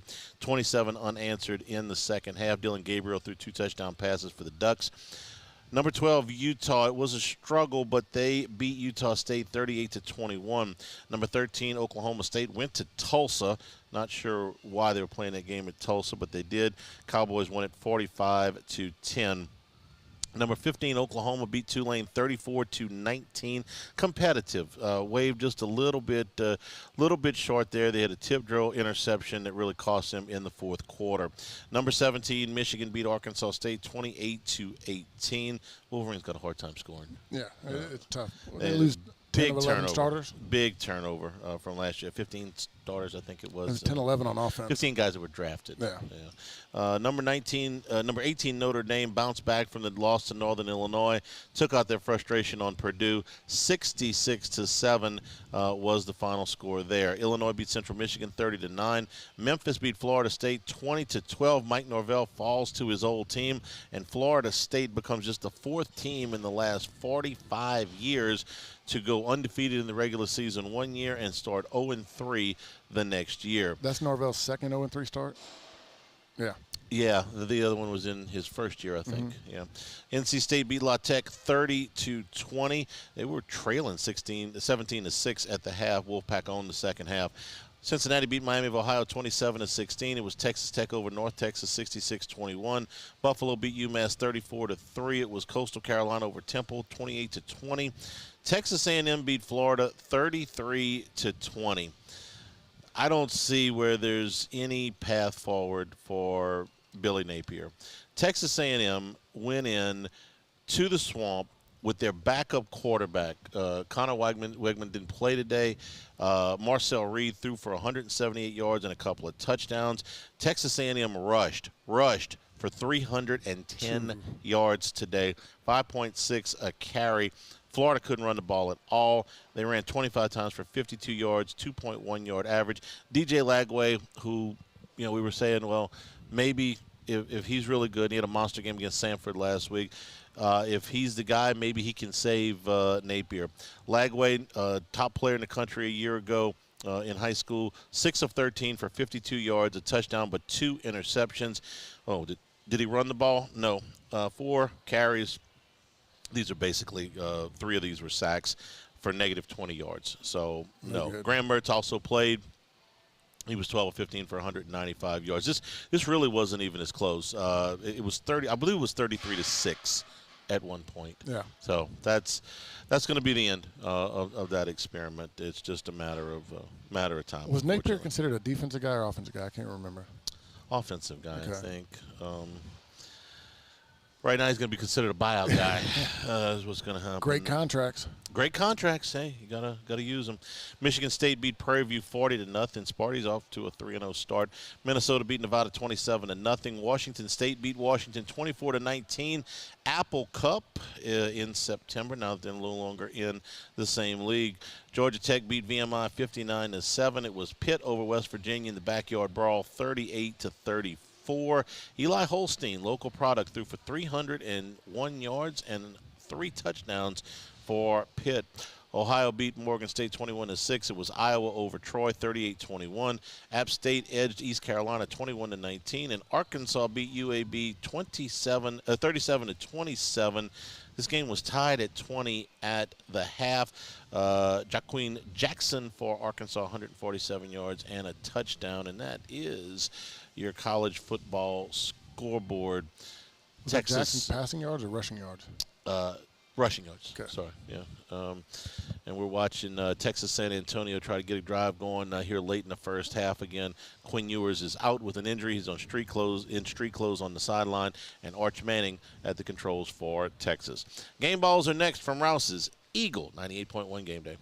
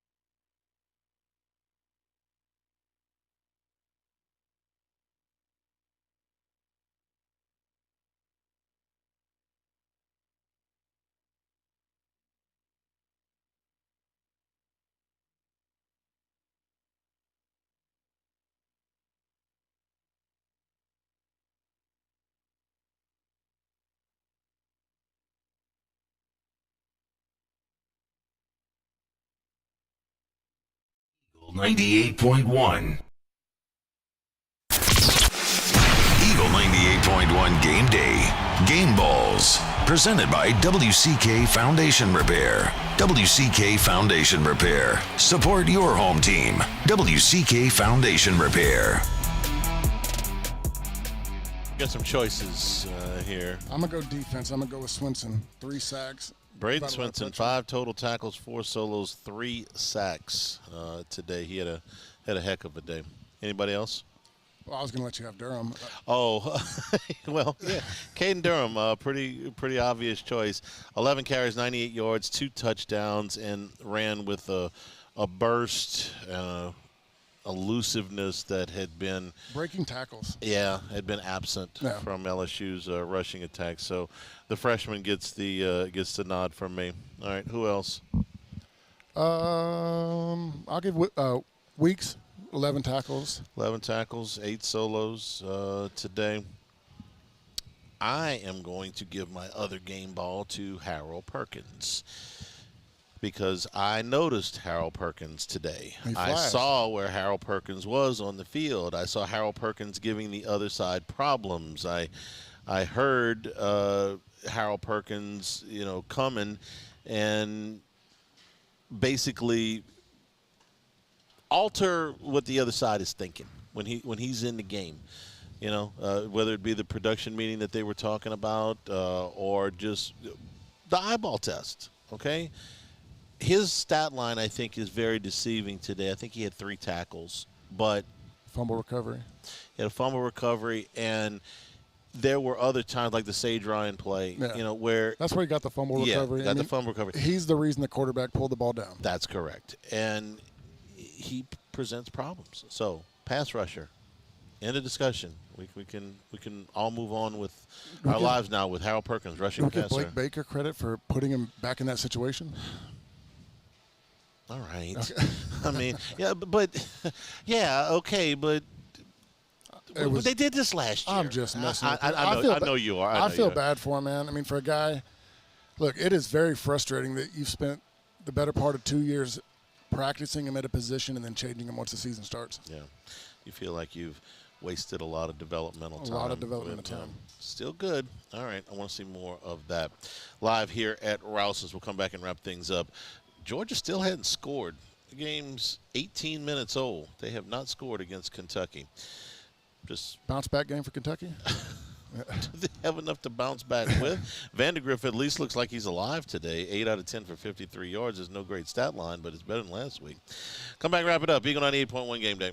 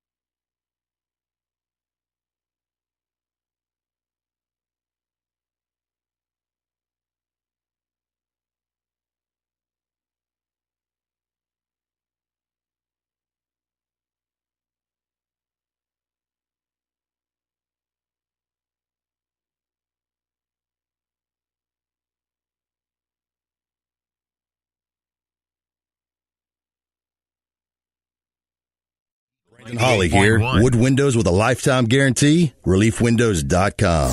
Eagle 98.1, WTGL and HD1 Baton Rouge. Okay, so the schedule for the rest of the weekend. Tomorrow we will be Football Sunday. We'll be at the Queen Casino. We'll be there tomorrow morning at 10 a.m. on 104.5 ESPN Baton Rouge. Brian Kelly press conference is a part of Live at Lunch on Monday, coming your way at 11:40. And then LSU and UCLA next Saturday will either be a 2:30 or a 3:15 kickoff at Tiger Stadium. We'll find that out tomorrow. We'll be on 5 hours prior to whatever kickoff time they assign. Final score once again, LSU wins it on the road 36-33 over South Carolina. Now for Richard Dixon and all of us here at Rouse's, Jordan Kitchens and the entire crew back in the studio, I'm Charles Hanniger saying thank you and good evening. From Rouse's, this has been Eagle 98.1 Game Day.